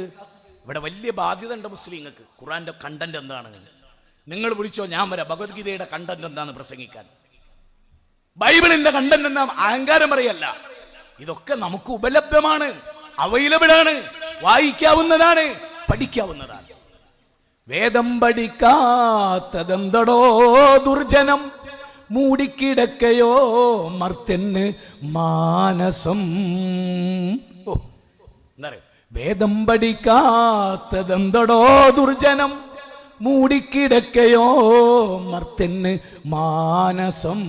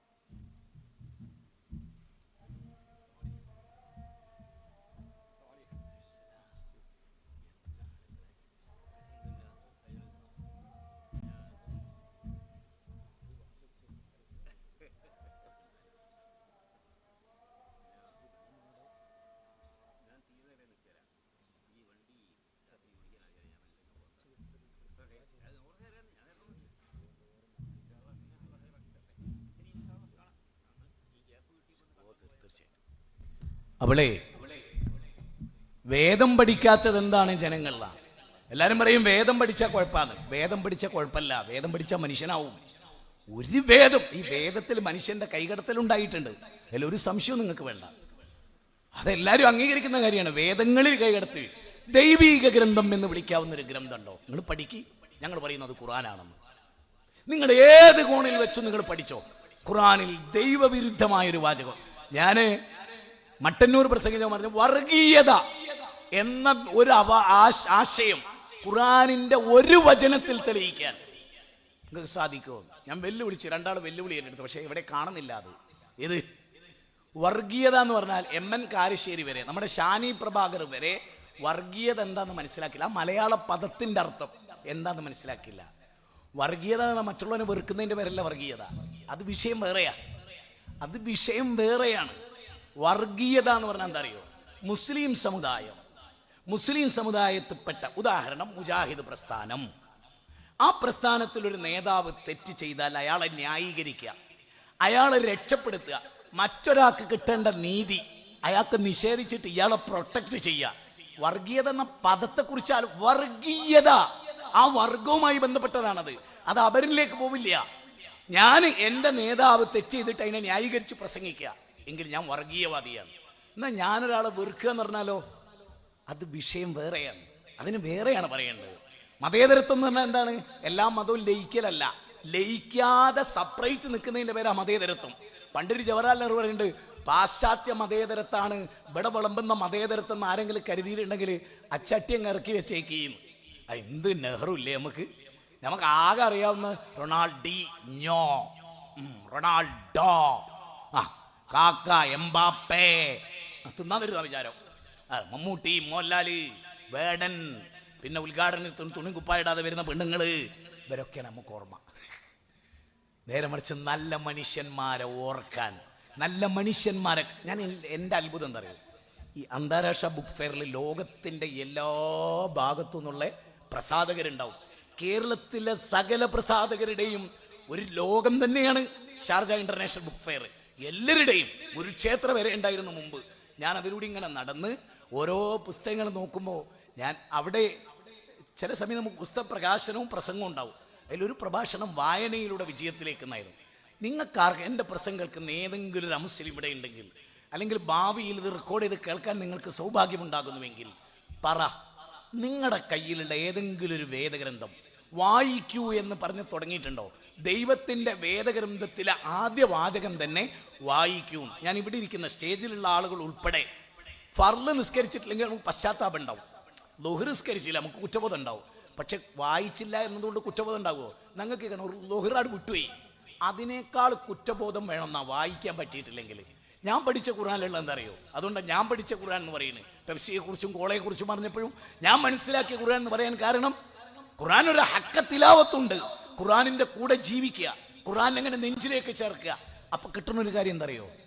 ഇഖ്റ ബിസ്മി റബ്ബിക്കല്ലദീ ഖലഖ് എന്നുള്ളതാണ് 96-ാം അധ്യായത്തിൽ 1 മുതൽ 5 വരെയുള്ള ആദ്യത്തെ വാചകം. ഞാൻ ഋഗ്വേദം വായിച്ച ആളാണ്, സാമവേദം വായിച്ച ആളാണ്. ഒരു വേദഗ്രന്ഥത്തിലും വായിക്കുക എന്ന് നിസ്കരിക്കൂ എന്ന് പറഞ്ഞിട്ടല്ല ഖുർആൻ തുടങ്ങിയത്, നോമ്പ് നോൽക്കൂന്ന് പറഞ്ഞിട്ടല്ല ഖുർആൻ തുടങ്ങിയത്, അല്ല സക്കാത്ത് കൊടുക്കൂന്ന് പറഞ്ഞിട്ടല്ല ഖുർആൻ തുടങ്ങിയത്, നല്ല നിലക്ക് പെരുമാറുമെന്ന് പറഞ്ഞിട്ടല്ല ഖുർആൻ തുടങ്ങിയത്. ഇതൊക്കെ ഉണ്ടാകണേ ആദ്യം ഉണ്ടാകേണ്ടത് വായനയാ. വായിച്ച് പഠിച്ചിട്ട് മനുഷ്യനായാൽ മതി. ഖുർആന്റെ തുടക്കം എന്ന് പറയാം, നീ മനുഷ്യനാണ്, നിന്നെ സൃഷ്ടിച്ചൊരു നാഥനുണ്ട്, ആ നാഥനെ കുറിച്ച് പഠിച്ചുകൊണ്ട് തുടങ്ങിക്കോ. അപ്പൊ എന്തുണ്ടാവും? നിഷേധം ഉണ്ടാവൂല. വല്ലാത്തൊരു വാക്ക്. അല്ല എന്താ പറയണോ? വിശുദ്ധ ഖുർആനിൽ പോലും പറയണോ, നിങ്ങൾ ദോറിസ്കരിക്കുന്നതിന് മുമ്പ് ഖുർആൻ വായിക്കണം, നിങ്ങൾ സുബൈസ്കരിക്കുന്നതിന് മുമ്പ് ഖുർആൻ വായിക്കണം. ആദ്യം ഖുർആൻ വായന, പിന്നെ സുബൈസ്കാരം. ആദ്യം ഖുർആൻ വായന, പിന്നെ ദോറിസ്കാരം. ആദ്യം ഖുർആൻ വായന, പിന്നെ അസറിസ്കാരം. ആദ്യം ഖുർആൻ വായന, പിന്നെ മഗ്‌രിബിസ്കാരം. ആദ്യം ഖുർആൻ വായന, പിന്നെ ഇശാ നിസ്കാരം. ഇങ്ങനെയാ ഖുർആനിലുള്ളത്. ഇങ്ങനെ ഉണ്ടോ മൗലവി? ഇങ്ങനെ ഉണ്ട്. എവിടെ ഉണ്ട്? ഖുർആനിലുണ്ട്. ഏത് ഖുർആനിലുണ്ട്? നിങ്ങളും ഞാനും വായിച്ച ഖുർആനിലുണ്ട്. പക്ഷെ നമ്മൾ കണ്ടിട്ടുണ്ടോ? എന്നാ കേട്ടോളി, എഴുതിയെടുത്തോളി, കടലാസ് ഉണ്ടെങ്കിൽ നോട്ട് ചെയ്തോളി. വിശുദ്ധ ഖുർആന്റെ 35-ാം അധ്യായത്തിൽ അല്ലാഹ് പറയുന്നത് 29-ാമത്തെ വചനത്തിൽ, അല്ലദീന യത്ലൂന കിതാബല്ലാഹ് വഅഖാമുസ്സലാഹ വഅൻഫിഖൂ മിമ്മാ റസഖ്നാഹും സിർറൻ വഅലാനിയാ. ഖുർആൻ ഡെയിലി വായിക്കുകയും നമസ്കരിക്കുകയും അള്ള നൽകിയതിൽ നിന്ന് രഹസ്യമായും പരസ്യമായും കൊടുക്കുന്നവർ തിജാറത്തൻ ലൻ തബൂർ. ഖുർആൻ ശരിക്ക് വായിക്കുന്ന ഒരു മുസ്ലിമിന് ഒരു ഹിന്ദുവിനോടും ഒരു വെറുപ്പും തോന്നില്ല, ഒരു വെറുപ്പും. വിശ്വാസാചാരങ്ങളെ മാറ്റുരയ്ക്കുമ്പോൾ ചില നീച വിശ്വാസങ്ങളോട് നമുക്ക് വെറുപ്പ് തോന്നും, സ്വാഭാവികമാണ്. മദ്യത്തിനെതിരെ പ്രസംഗിക്കുന്ന ഒരാൾക്ക് മദ്യത്തോട് വെറുപ്പ് തോന്നും, വ്യഭിചാരത്തിന് പ്രസംഗിക്കുന്ന ആൾക്ക് അത് വെറുപ്പ് തോന്നും. ആ തിന്മയായി എന്ന് അയാൾക്ക് തോന്നുന്നതിനോട് അയാൾക്ക് വെറുപ്പായിരിക്കും, അത് ആപേക്ഷികവുമായിരിക്കും. എനിക്ക് വെറുക്കാനുള്ള കാരണമായിരിക്കില്ല വേറൊരാൾക്ക്. സ്വാഭാവികമായും അങ്ങനെയാണ് വന്നു ചേരുക. അതുകൊണ്ട് തന്നെ നമ്മൾ ചെയ്യേണ്ടത് എന്തറിയോ? ഇപ്പം ഞാൻ എം.എൻ. റോയ്, ഇന്ത്യയിലെ ഏറ്റവും അറിയപ്പെട്ട പ്രൊഫസറായിരുന്നു, യൂണിവേഴ്സിറ്റിയിലെ വലിയ ഉദ്യോഗസ്ഥ, വലിയ പണ്ഡിതനായിരുന്നു അദ്ദേഹം, ചരിത്രമൊക്കെ എഴുതി മറ്റുള്ള എം.എൻ. റോയ്. ഈ എം.എൻ. റോയ് പറയുന്നുണ്ട്, മുസ്ലിങ്ങൾ തേനീച്ചകളെ പോലെയായിരുന്നു, തേന് തേടി അലയുന്ന തേനീച്ചകളെ പോലെ. 1/2 ലിറ്റർ തേൻ ഉണ്ടാക്കാൻ എത്ര പുഷ്പത്ത് പോണം തേനീച്ച എന്ന് ആർക്കെങ്കിലും അറിയോ? 40 ദശലക്ഷം പുഷ്പങ്ങളിൽ ചെന്നാലേ തേനീച്ചക്ക് 1/2 ലിറ്റർ തേൻ ഉണ്ടാക്കാൻ പറ്റൂ. അപ്പൊ ലോകത്തിന്നോളമുള്ള തേൻ തേനീച്ചയിൽ നിന്ന് വരണമെങ്കിൽ എത്ര ദശലക്ഷം പുഷ്പങ്ങൾ, നമ്മൾ പോലും കാണാത്ത പുഷ്പങ്ങളിൽ തേനുണ്ട്. ആ തേൻ തേടി തേനീച്ച ഇറങ്ങും. ഒരിക്കലും തേനീച്ച അലസമായി കിടന്നുറങ്ങില്ല, ഒരിക്കലും ജോലി ഇല്ല എന്ന് പറയില്ല. ജോലി ഇല്ലാത്ത ഒരാളുണ്ട് തേനീച്ചക്കൂട്ടിൽ, അയാൾക്ക് വേറൊരു ജോലിയുണ്ട്, അത് നിർവഹിച്ചിട്ട് അയാൾ അവിടെ ഇങ്ങനെ ചുറ്റിപ്പറ്റി നിൽക്കും. ഞാൻ അതിനെപ്പറ്റി ഒന്നും വിവരിക്കുന്നില്ല, സമയമില്ലാത്തതുകൊണ്ട് മാത്രമാണ്. സുഹൃത്തുക്കളെ, സോമർ ഡാം തേനീച്ചയെ കുറിച്ച് പഠിക്കുന്നതിന് മുമ്പ് ഖുർആൻ പറയാണ്, തേനീച്ച പെണ്ണാണ്, കൂടുണ്ടാക്കുന്നത് പെണ്ണാണ്, തേൻ ശേഖരിക്കുന്നത് പെണ്ണാണ്, തേൻ ഉൽപ്പാദിപ്പിക്കുന്നത് പെണ്ണാണ്. 1400 വർഷം മുമ്പ് 1800 സംതിങ്ങിലാണ് സോമർ ഡാം എന്ത് കണ്ടെത്തി? തേനീച്ചകളൊക്കെ പെൺ തേനീച്ചകളാണ്. വിശുദ്ധ ഖുർആൻ പെൺ തേനീച്ച എന്നാ പറയുന്നത്. പെണ്ണുങ്ങളാണ് ഈ പണി ചെയ്യുന്നത്. അറിയോ പെണ്ണിന്റെ സ്ഥാനം? അറിയോ നിങ്ങൾക്ക്? തേന് നുകരുന്നുണ്ടെങ്കിൽ ഈ പെണ്ണുങ്ങൾ അധ്വാനിച്ചിട്ടാ. മനസ്സിലാക്കാനാ പറയുന്നത്, സാന്ദർഭികമായി പറഞ്ഞാണ്. അപ്പൊ ഞാൻ പറഞ്ഞു വരുന്നത് എന്താണെന്ന് ചോദിച്ചാല്, വിശുദ്ധ ഖുർആൻ എന്ത് വിവരിച്ചുവോ ലോകത്ത്, അത് ചില്ലറ വിവരണമൊന്നുമല്ല. വിശുദ്ധ ഖുർആൻ മനുഷ്യനെ കുറിച്ച് കാഴ്ചപ്പാട് നിരത്തുന്നത് എങ്ങനെ? മനുഷ്യനോട് എന്താ പറയുന്നത്? ഒരു പണി കഴിഞ്ഞാൽ വേറൊരു പണി. അലസനാവല്ലേ, നിനക്ക് അധ്വാനിക്ക്, നേട്. പള്ളിയിലേക്ക് വെള്ളിയാഴ്ച വിളിച്ചു, അത്ഭുതല്ലേ? വെള്ളിയാഴ്ച ജുമയ്ക്ക് വരൂ, വരൂ. അവിടെ വന്ന് നിസ്കരിച്ച് ഖുത്ബ കേട്ട പിന്നെ ഖുർആൻ പറയുന്നത് അറിയോ? പിന്നെ ദിക്റും ചൊല്ലി അവിടെ ഇരിക്കരുത്. പോയിക്കോ, ജോലിക്ക് പോയിക്കോ. ഇതാണ് മതം. അല്ലാണ്ട് ആരാധനാലയത്തിൽ ചടഞ്ഞുകൂടിയിരുന്ന് തസ്ബീഹ്മാലയും അല്ലെങ്കിൽ മന്ത്രമാലയും ജപമാലയുമായി കഴിഞ്ഞുകൂടുന്നതിന്റെ പേരല്ല. അതുകൊണ്ടാണ് രവീന്ദ്രനാഥ ടാഗോർ എന്ത് പറഞ്ഞെന്നറിയോ? ഭജനം പൂജനം ആരാധനയും സാധനയും ഹേ നിർത്തുക സാധു നിജ നോക്ക് അദ്ദേഹം പറയാണ്, നീ ഇങ്ങനെ മൂലയിലിരുന്ന് വെള്ളവസ്ത്രം ധരിച്ച് ശുഭ്രവസ്ത്രം ധരിച്ച് ഇങ്ങനെ ഇരുന്നിട്ട് ഭക്തി നിർഭരം ഇങ്ങനെ, എത്ര മനോഹരമാണ് ആ കവിത. എന്നിട്ട് അദ്ദേഹം പറയാണ്, കൂടെ ചളിയിലിറങ്ങൂ, നിനക്ക് മറന്നുപോയി. എത്ര 40 കൊല്ലം മുമ്പ് പഠിച്ച കവിതയാണ്. ഇപ്പൊ ചെറിയ ഷുഗർ രോഗമുള്ളതുകൊണ്ട് ചെറിയ ചെറിയ മറവികൾ. പക്ഷെ 40 കൊല്ലം മുമ്പ് പഠിച്ച അതിലെന്താ അറിയോ? കൂടെ ചളിയിൽ ഇറങ്ങൂ, കളയൂ ശുഭ്രം വസ്ത്രം, നിനക്കങ്ങത് കിട്ടും സംസ്കൃതിയുടെ സർഗത്തുടലാൽ. എന്ത് എത്ര മനോഹരം അയാൾ പറയുന്നത് അറിയോ? ഈ പള്ളിയിലച്ഛൻ്റെ വേഷവും മൊയ്ലിയാരെ വേഷമൊക്കെ ഒഴിവാക്കിയിട്ട് പാടത്തേക്ക് ഇറങ്ങ്, പറമ്പത്തേക്ക് ഇറങ്ങ്, അധ്വാനിക്ക്, കൈക്കോട്ടെടുക്ക് എന്നാ പറയുന്നത്. പ്രവാചകത്തിനും എനിക്ക് അത്ഭുതം തോന്നുകയാണ്. രവീന്ദ്രനാഥ ടാഗോർ നബീനെ കണ്ടിരുന്നെങ്കിൽ രവീന്ദ്രനാഥ് കൈ പിടിച്ചു പറയും, ഈ മനുഷ്യനനുസരിച്ചോളി. ഗാന്ധിജി ജീവിച്ചിരുന്ന കാലത്താണ് നബിയെങ്കിൽ ഗാന്ധിജി പറയും, എന്റെ നേതാവ് മുഹമ്മദ് ദി മോസ്റ്റ്. അതുകൊണ്ടാണല്ലോ The 100 by Michael Lecter Chapter 1 Prophet Muhammad the most complete historical personality. ലോകത്തിൽ ഇങ്ങനൊരു ആചാര്യൻ ഒരിക്കലും ഒരാൾക്ക് ഹസ്തദാനം കൊടുത്തു. ഒരാൾക്ക് ഇങ്ങനെ ഹസ്തദാനം കൊടുത്തിട്ട് ഇയാളെ കൈ നിറയെ തയമ്പ. അപ്പൊ നബി സല്ലല്ലാഹു അലൈഹി വസല്ലമയുടെ മാർദ്ദമുള്ള കൈക്ക് വേദനയും. നബി ഇതെന്താണ്, സൂക്കേടാണോ, എന്തെങ്കിലും കയ്യിൽ ഉണ്ടായതാണോ? അപ്പൊ അയാൾ പറയണേ, നബിയെ എന്നും മമ്മട്ടി എടുത്ത് കിളയ്ക്കും, അധ്വാനിച്ചിട്ടാണ് പൂറ്റണത്, ആ അധ്വാനത്തിന്റെ തയമ്പാണ് നബിയെ. ഇതിങ്ങോട്ട് കേട്ടപ്പോ നബി ആ 2 കൈ ഇങ്ങോട്ട് പിടിച്ചിട്ട് തുരുതുരാം മുത്തം വെച്ചു. ലോകഗുരു തുരുതുരാം മുത്തം വെച്ചിട്ട് ആ 2 കൈയും ഇങ്ങനെ ഉയർത്തി, അയാളുടെ 2 കൈയും പിടിച്ച് ഇങ്ങനെ ഉയർത്തി നബി. എന്നിട്ട് എല്ലാവരും ഇതാ വരീൻ, ഈ മനുഷ്യനെ കണ്ടോ, ലോകത്ത് അല്ലാഹുവും റസൂലും ഏറ്റവും ആദരിക്കുന്ന കൈകളാണ് കേട്ടോ ഇത്. അധ്വാനിക്കുന്നവന്റെ കൂടെ നിന്ന വിശ്വാചാര്യൻ, ലോകഗുരു. കട്ടപ്പാടുകളെ സ്ത്രീകളെ ജീവനോടെ കുഴിച്ചു മൂടിയപ്പോ അരുതേ എന്ന് പറഞ്ഞ ലോകഗുരു. വൈദൽ മഊദത്ത് സുയിലത് ബിഅയ്യി ദംബിൻ ഖുതിലത് വൈദ ബുശ്റാഹതുഹും ബിൽ ഉൻസ ളല്ല വജൂഹു മുസ്ബദ്ദൻ വഹുവ ഖദീം. വിശുദ്ധ ഖുർആനാണ് 81 അധ്യായം 8-9 വചനം. 33 അധ്യായം അല്ലാഹ് പറയാണ്, ഒരു പെൺകുട്ടി ജനിച്ചു എന്ന സന്തോഷ വാർത്ത ഖുർആനിൽ ഒരൊറ്റ സ്ഥലത്തും ആൺകുട്ടി ജനിച്ച സന്തോഷ വാർത്ത എന്നില്ല. എന്താ, ആണ് ജനിച്ച സന്തോഷല്ലേ? അതിനേക്കാൾ വലിയ സന്തോഷം പെണ്ണ് ജനിച്ചാലാണ് ഉണ്ടാകുക. ഫോർ എക്സാമ്പിൾ ഞാൻ പറയാം, കുട്ടനാടുണ്ട് കുറേ പുരയില്, പെണ്ണാടില്ലെങ്കിൽ ആ വീട്ടുകാരൻ്റെ അവസ്ഥ എന്തായിരിക്കും? കുട്ടനാടുണ്ട് എന്നറിയുന്നേ അതുണ്ട്, പക്ഷേ പെണ്ണാടില്ല. ആ വീട്ടുകാരൻ്റെ ഏറ്റവും വലിയ വിഷമം എന്തായിരിക്കോ? പെണ്ണില്ല എന്നുള്ളത്. ലോകത്ത് ജനനിയാണത്, കൃഷിയിടമാണത്. അത് പറഞ്ഞ് വെറുപ്പാകണ്ട. സാഹിത്യ ചന്ദ്രനെപ്പോൾ വിളങ്ങുന്നു നിൻമുഖം ചന്ദ്രികയെ എങ്കിലും ചന്ദ്രികയെ എന്ന് പറയുന്ന ആ ഭാവന ഉണ്ടല്ലോ, ആ ഉപമാലങ്കാരം, അത് പഠിക്കണം. അത് പഠിക്കുമ്പോഴേ അത് മനസ്സിലാവുള്ളൂ. ആണ് കൃഷിയിടാവോ പെണ്ണിന്റെ? പെണ്ണ് ആണിൽ വിത്തിറക്കുന്നുണ്ടോ? പെണ്ണിൽ ആണാണോ വിത്തിറക്കണത്? അതെങ്കിലും കോമൺ സെൻസ് വേണം. അറിവില്ല, അറിവില്ലെന്നറിവുമില്ല. എന്ത് ചെയ്യും ലോകമേ?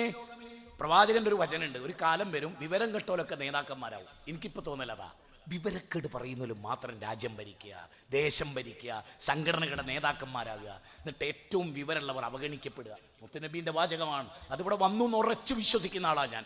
എല്ലാ മുസ്ലിം സംഘടനകളിലും എല്ലാ ലോകത്തും ഈ അവസ്ഥ വന്നു കഴിഞ്ഞു. അപകടമാണ്, സൂക്ഷിക്കണമെന്നാണ് ഞാൻ നിങ്ങളോട് പറയുന്നത്. ഞാൻ പറഞ്ഞ പോയിന്റ് വീണ്ടും പൂർത്തിയാക്കുന്നു. മുഹമ്മദ് നബി സല്ലല്ലാഹു അലൈഹി വസല്ലം, നിങ്ങൾക്കറിയോ, നബിയുടെ മകളെ ഒട്ടകപ്പുറത്ത് നിന്ന് വലിച്ച് താഴെ ഇട്ടു. ഗർഭിണിയായിരുന്നു നബിയുടെ മകള്. ആ ഗർഭം അലസി, ആ കുഞ്ഞ് മരിച്ചു, ഉമ്മ മരിച്ചു. അവർക്ക് മാപ്പ് കൊടുത്ത ആളാ റസൂൽ. 6 മക്കൾ മരിച്ചിട്ട് ക്ഷമിച്ച ആളാന്റെ റസൂൽ. ആത്മഹത്യ ചെയ്യല്ല ചെയ്തത്, ജീവിക്കുക ചെയ്തത്. കാരണം മനുഷ്യന്റെ ജീവിതം പോരാട്ടമാണ്, അതിജയനമാണ്.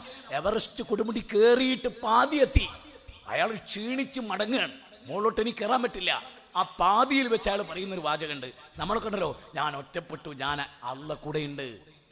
ജിബേരി നോക്കൂ, മഹാനായ മൂസാ നബിയോട് അവർ ചോദിക്കാണ്, ഫിറൗൻ ഇപ്പൊ നമ്മളെ പിടിച്ച് റെഡിയാക്കല്ലോ, ഇന്ന മഗിയ റബ്ബി സയഹ്ദീൻ. മൂസാ നബി പറയും, എന്റെ റബ്ബ് എന്റെ കൂടെ ഉണ്ട്, എന്റെ റബ്ബ് ഒരു വഴി ഉണ്ടാക്കും. ഇതാ മുസ്ലിങ്ങളുടെ വിശ്വാസം. നമ്മളവരൊക്കെ മിണുങ്ങി, പേരില്ല, അഡ്രസ്സില്ല, വോട്ടില്ല, ഒന്നും പേടിക്കണ്ട. അതിന്റെ പേരിലൊന്നും ഒരു പേടിയും വേണ്ട.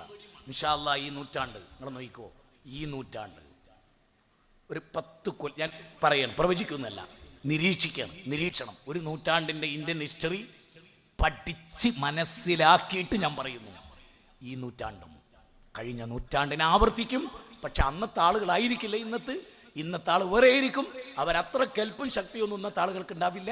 പക്ഷെ അവർ ഉദ്ദേശിച്ച മൂല്യം ഈ രാജ്യത്ത് നടപ്പാക്കുന്ന ആൺകുട്ടികൾ ഈ രാജ്യത്ത് വരും.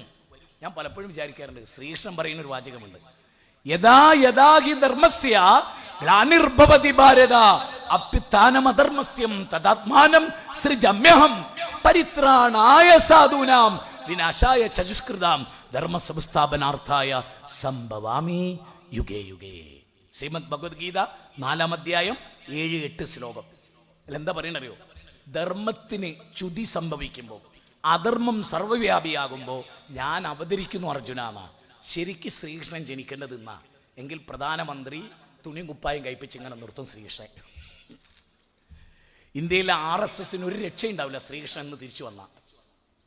ഇന്ത്യയിലെ ഈ ഹൈന്ദവത പറയുന്ന തീവ്ര സംഘടനകളിൽ ഒന്നിനെപ്പോലും ശ്രീരാമനും ശ്രീകൃഷ്ണനും അംഗീകരിക്കൂല. മുജാഹിദ് ബാൽശ്ശേരിയ പറയുന്നത് എന്നവർ തിരിച്ചു വന്ന. അവർ പഠിപ്പിച്ചതല്ല. നിങ്ങൾക്കറിയോ, ലക്ഷ്മണൻ കോപാകുലനായ ഒരു രംഗം രാമനെ കാട്ട് പറഞ്ഞേക്ക. രാമനാണ് പട്ടാഭിഷേകം ചെയ്ത് അധികാരത്തിലേറേണ്ടത്. വനവാസത്തിന് 14 വർഷത്തെ വനവാസത്തിന് രാമനെ വിധേയാക്കുന്ന എങ്ങനെ? ഒരു ഭാര്യ വരം ചോദിക്കാണ് ദശരഥ മഹാരാജാവിനോട്. എന്താ വരം ചോദിക്കുന്നത്? എൻ്റെ മകൻ ഭരതനെ അധികാരത്തിലേറ്റണം, നിങ്ങളുടെ മകൻ ശ്രീരാമനെ കാട്ട് പറഞ്ഞേക്കണം. കാരണം മുമ്പ് ഒരു വരം കൊടുത്തിരുന്നു ദശരഥ മഹാരാജാവ്, ഒരു ഭാര്യയ്ക്ക് വരം കൊടുത്തിരുന്നു. ഒന്ന് കൂടുതൽ ഭാര്യമാരുണ്ടാകുമ്പോൾ വല്ലാണ്ട് ബേജാറായി പോകും. ആ കൂട്ടത്തിൽ ഇത് വേണ്ടിയേ മതി. ഭയങ്കര ബേജാറായിപ്പോയി ദശരഥ മഹാരാജാവ്. അതങ്ങനെ തന്നെയാണ്. അത് ക്ഷമിക്കുന്നവനാണ് യഥാർത്ഥ വിശ്വാസി. അതിനൊക്കെ ബാലൻസ് കീപ്പ് ചെയ്ത് ഇങ്ങനെ കൊണ്ടുപോകുമ്പോൾ അതൊരു സുഖ. ആ ത്യാഗത്തിനൊരു പുണ്യമുണ്ട്. നോക്കൂ, ഇവിടെ ദശരഥ മഹാരാജാവ് വീർപ്പുമുട്ടി നിൽക്കുകയാണ്. ഈ വീർപ്പുമുട്ടി നിന്ന് ദശരഥ മഹാരാജാവ് ആകെ പ്രതിക്കൂട്ടിലായി. സ്വന്തം മകൻ പട്ടാഭിഷേകത്തിൽ അധികാരത്തിലിരുന്ന് കാത്ത ദശരഥ മഹാരാജാവ് കരഞ്ഞ് കരഞ്ഞ് കരഞ്ഞ് കരഞ്ഞ് ആ ചരിത്രമൊക്കെ നമ്മൾ കഥയായി ഉദ്ധരിക്കുന്നതാണെങ്കിലും അതിങ്ങനെ ഒരു ചരിത്രം പോലെ നമ്മൾ വായിച്ചെടുക്കണില്ലേ? ആ ചരിത്രത്തിൽ നിങ്ങൾക്ക് കാണാം, ഈ അനുജനുണ്ടല്ലോ ലക്ഷ്മണൻ, ശ്രീരാമന്റെ അനുജൻ ലക്ഷ്മണൻ പറഞ്ഞു അച്ഛനെ ഞാൻ കൊല്ലുന്നു. ഒരു ഭാര്യക്ക് കൊടുത്തൊരു ഓഫർ കാരണം നിന്നെ കാട്ടു പറഞ്ഞേച്ചുല്ലേ. എന്നിട്ട് ഉപയോഗിച്ച പദാണ് കാമവിവശനായ പെണ്ണിനോട് സ്നേഹം തോന്നിയ എൻ്റെ അച്ഛനെ ഞാൻ കൊല്ലും ലക്ഷ്മണൻ. ആ സമയത്ത് ശ്രീരാമൻ പറയുന്നെന്തറിയോ, വത്സ സൗമിത്രേ കുമാര, നീ കേൾക്കണം മത്സരാദ്യം വെടിഞ്ഞെന്നുട വാക്കുകൾ. അടുത്ത വാചകം എന്തറിയോ, സംസാരകാരിണി ആയത് അവിദ്യയും സംസാരനാശിനി ആയത് വിദ്യയും ചക്ഷുശ്രവണകളസ്തമാംബർദുരം ഭക്ഷണത്തിന് അപേക്ഷിക്കുന്ന പോൽ കാലാഹിന പരിഗ്രസ്തമാം ലോകം ആലോല ചേതസ ഭോഗങ്ങൾ തേടുന്നു. ആ വരിന്റെ അർത്ഥം നാം പഠിച്ചാല് ഞെട്ടിപ്പോ നമ്മൾ. ലക്ഷ്മണനോട് ശ്രീരാമൻ എടാ മത്സരമൊക്കെ മാറ്റി, അച്ഛനെ കൊല്ലുന്നൊക്കെ പറയുന്ന ഭീകരത അതവിടെ നിർത്ത്, കൊല്ലുക എന്നുള്ള അവിടെ നിർത്ത്. എന്നിട്ട് എന്ത് ചെയ്യ്, ഞാൻ പറയുന്ന നീ കേൾക്ക്. സംസാരനാശിനി ആയത് വിദ്യയും സംസാരകാരിണി ആയത് അവിദ്യയും. ഫാസിസം അറിവില്ലായ്മയാണെന്ന് ആദ്യം പഠിപ്പിച്ച ആള് ശ്രീരാമനാ. സ്വന്തം അനുജൻ ഫാസിസ്റ്റായി, നിരപരാധിയായ അച്ഛനെ കൊല്ലാൻ പോവുകയാണ്. അതാണല്ലോ ഫാസിസം, നിരപരാധികളെ കൊല്ലുക, അധികാരത്തിലേറുക. ലക്ഷ്മണൻ ഫാസിസ്റ്റായി കുറച്ച് സമയം. അപ്പൊ ശ്രീരാമൻ പറഞ്ഞ അരുത് മോനെ, ഫാസിസം നമുക്ക് പറഞ്ഞതല്ല. ഞാൻ ചോദിക്കുന്നു, ഈ രാമൻ അറിയുന്ന ഒരു ഇന്ത്യക്കാരനെന്നുണ്ടോ? രാമനെ ശരിക്കും ഉൾക്കൊണ്ട ഒരൊറ്റ ഇന്ത്യക്കാരനെ ഉണ്ടായിരുന്നു, ഒരേ ഒരു ഇന്ത്യക്കാരൻ, അത് മഹാത്മാഗാന്ധിയായിരുന്നു. മരിക്കുമ്പോൾ പോലും റാം റാം റാം ഹരേ റാം റാം റാം. ഒരു വെടി കൊണ്ടിട്ട് മരിച്ചു പോകുമ്പോൾ അങ്ങനെ പറയണമെങ്കിൽ എത്ര രാമഭക്തനായിരിക്കും ഗാന്ധിജി. എന്നിട്ട് ആ ഗാന്ധിജി സ്വർഗസ്ഥനാന്ന് ഗാന്ധിജി വിടുവോ KT ജലീലിനെ? ചിന്തിക്കാനാണ്. ഞാൻ ആ പുസ്തകത്തിന് ഖണ്ഡനം എഴുതുന്നുണ്ട്. KT ജലീലിന്റെ പുസ്തകത്തിന് ഖണ്ഡനം എഴുതല്ല, അതിന് വിഷയാവതരണം അനിവാര്യമാണ്, മനസ്സിലാക്കേണ്ടതാണ്. ഒരാളും ആഗ്രഹിക്കാത്ത ഒന്നിലേക്ക് അയാളെ പിടിച്ചു വലിക്കരുത്. ഗാന്ധിജി ഇസ്ലാമിന്റെ സ്വർഗം ആഗ്രഹിച്ചിട്ടില്ല. ഗാന്ധിജി തുറന്നു പറഞ്ഞ ആളാണ്. മൗലാന മുഹമ്മദ് അലി ജൗഹറിനോട് ഗാന്ധിജി അത് പറഞ്ഞിട്ടുണ്ട്. അതൊക്കെ വലിയൊരു ചരിത്രം, ഞാൻ ആ ഭാഗത്തേക്ക് പോകുന്നില്ല, ആവശ്യം വന്നാൽ പിന്നീട് പറയാം. ഞാൻ പറയുന്നത്, നമ്മൾ പഠിച്ചിട്ടില്ല. ശ്രീരാമനെ പഠിച്ചാൽ ഇന്ത്യയിൽ ഒരു കലാപം ഉണ്ടാവില്ല. കാരണം രാമൻ എന്ന പദത്തിന്റെ അർത്ഥം രമ്യത ഉണ്ടാക്കുന്നവനാ. രണ്ടാൾ തമ്മിൽ കലാപം ഉണ്ടാക്കിയാൽ അവരെ ഒന്നിപ്പിക്കുന്ന ആളാണ് രാമൻ. ഇന്ന് രാമന്റെ പേര് പറഞ്ഞ് നമ്മളെ കൊല്ലുകയാണ്. ഞാൻ എൻ്റെ പ്രിയപ്പെട്ട ഹൈന്ദവരോട്, രാമഭക്തി അല്ല ഇത്. രാമൻ കാട്ടും. അപ്പോഴൊക്കെ ലക്ഷ്മണനോട് പറയുന്നറിയോ, ഭോഗങ്ങളെല്ലാം ക്ഷണപ്രഭാചഞ്ചലം വേഗേന നഷ്ടമായുസുമോർക്ക നീ. അധികാര ദ്വരമൂത്ത് അച്ഛനെ കൊല്ലുന്നുള്ള ഭ്രാന്തില്ലേ, ഒരച്ഛനെയും കൊല്ലരുത് എന്നതാണ് രാമൻ. ആ രാമനെ സ്വീകരിച്ച ഇപ്പൊ എല്ലാരും രാം റാം റാം ഹരേ രാമ ഹരേ കൃഷ്ണ പറഞ്ഞോ. ഇത് മനസ്സ് തട്ടിയാണോ പറയുന്നത്? ആണോ? ഇത് മനസ്സ് തട്ടിയാണോ? എങ്കിൽ മുസ്ലിമിന് വെറുക്കാൻ കഴിയോ? നിങ്ങൾക്ക് കഴിയോ? ഞാൻ ശ്രീരാമനെ പഠിച്ച ഒരാളാ. ശ്രീരാമന്റെ മൂല്യങ്ങളിൽ നിന്ന് പലതും ജീവിതത്തോട് ചേർത്ത് വെച്ച ഒരാളുമാണ്. കാരണം ആ മൂല്യം ഇസ്ലാം പഠിപ്പിച്ച മൂല്യമാണ്. ആ ഫിത്രത്തിൽ രാമൻ അതുണ്ട്. രാമനിൽ ആ രാമന്റെ ഫിത്രത്തിൽ അതുണ്ട്. അത് ഇസ്ലാമാണ്. അത് നമ്മൾ സ്വീകരിക്കുന്നു. എന്താ? കൊല്ലും തല്ലും എന്ന് പറയുമ്പോൾ അവിടെ നിയന്ത്രണം ഏർപ്പെടുത്തുക, അത് ഇസ്ലാമാണ്, സുൽഹാണ്. ആ സുൽഹ് ഉണ്ടാക്കിയയാളാണ് ശ്രീരാമൻ. അതുകൊണ്ട് എനിക്ക് ശ്രീരാമനെ പത്യമാണ് ആ വിഷയത്തിൽ എനിക്ക് ശ്രീരാമൻ മാതൃകയാണ്. എന്നാൽ ഭാര്യയെ സംശയിച്ച് ഭാര്യയെ അഗ്നിശുദ്ധി നടത്തിയപ്പോൾ ശ്രീരാമൻ ഒരു പച്ച മനുഷ്യനാണ്, ദൈവമല്ല, ദൈവമാണെ ഭാര്യ വ്യഭിചരിച്ചിട്ടില്ല എന്ന് മനസ്സിലാകുകയായിരുന്നു. അതുകൊണ്ടാണ് ആയിഷ ബീവിയുടെ അതേ അവസ്ഥ സീതക്ക് വരുന്നുണ്ട്. ആ സീതക്ക് വന്നപ്പോൾ സീത ചോദിക്കുന്നുണ്ട്, എന്നിൽ നിങ്ങൾ അവിശ്വസിച്ചു പോകുന്നു. അപ്പൊ പറഞ്ഞു, നീ അഗ്നിയിലൂടെ നടന്നു, നീ വ്യഭിചരിച്ചിട്ടില്ലേ, നിനക്ക് എന്താണ് സീതയെ വിഷമം എന്നാണ് രാമൻ ചോദിക്കുന്നതിന് ചുരുക്കം. ഓ ആയിക്കോട്ടെ, ഞാൻ നടക്കാന്ന് നടന്നു. ആയിഷ ബീവി നടന്നു. നബി തോറ്റു, ശ്രീരാമനും തോറ്റു. അവർ രണ്ടുപേരും പതിവ്രതകളായി. ഞാൻ പറയുന്നത്, ലോകത്ത് വൈമിൻകുമില്ല, വിശുദ്ധ ഖുർആൻ പറയാ, ഇല്ല ഒരു ജനതയിലേക്കും പ്രവാചകന്മാർ വരാതില്ല. പ്രവാചകന്മാർ വന്നിട്ടുണ്ട്. ചിലപ്പോൾ ഇന്ത്യയിൽ വന്നിട്ടുള്ള ഇവരൊക്കെ ഒരുപക്ഷെ പ്രവാചകന്മാരാകാനുള്ള സാധ്യതയെ തള്ളിക്കളയാൻ പറ്റില്ല. പക്ഷെ പിൽക്കാലത്ത് കള്ളക്കഥകൾ മെനഞ്ഞു. എല്ലാവരെ കുറിച്ചും കള്ളക്കഥകൾ മെനഞ്ഞ പോലെ ഇവിടെയും മെനഞ്ഞപ്പം നല്ല മനുഷ്യന്മാരൊക്കെ ചീത്തയായി. വിശുദ്ധ ഖുർആൻ അതിനെക്കുറിച്ച് പറയുന്നതറിയോ? ഫവൈലുൽ ലില്ലദീന യക്തുബൂനൽ കിതാബ ബിഐദീഹിം സുമ്മ യഖൂലൂന ഹാദാ മിൻ ഇൻദില്ലാഹ് ലിയശ്തറൂ ബിഹി സമനൻ ഖലീലൻ ഫവൈലുൽ ലഹും മിമ്മാ കതബത് ഐദീഹിം വവൈലുൽ ലഹും മിമ്മാ യക്സിബൂൻ. ഖുർആന്റെ 2-ാം അധ്യായം 79. മനുഷ്യന്റെ കരങ്ങൾ വേദഗ്രന്ഥം. അതിൽപ്പെട്ടാണ് ജാതീയത, അതിൽപ്പെട്ടാണ് സതി സമ്പ്രദായം മുസ്ലിങ്ങൾ ഉണ്ടാക്കിയാണ് കെവിൻ പീറ്റർ. ഇങ്ങനെ മന്ദബുദ്ധികളൊക്കെ ക്രിസ്ത്യാനികൾക്കിടയിൽ ഉണ്ട് എന്ന് പറഞ്ഞാൽ നിങ്ങൾക്കൊരു നാണക്കേടില്ലേ? സതി ഉണ്ടായത് എവിടെയാ? മനുസ്മൃതി വായിക്ക്.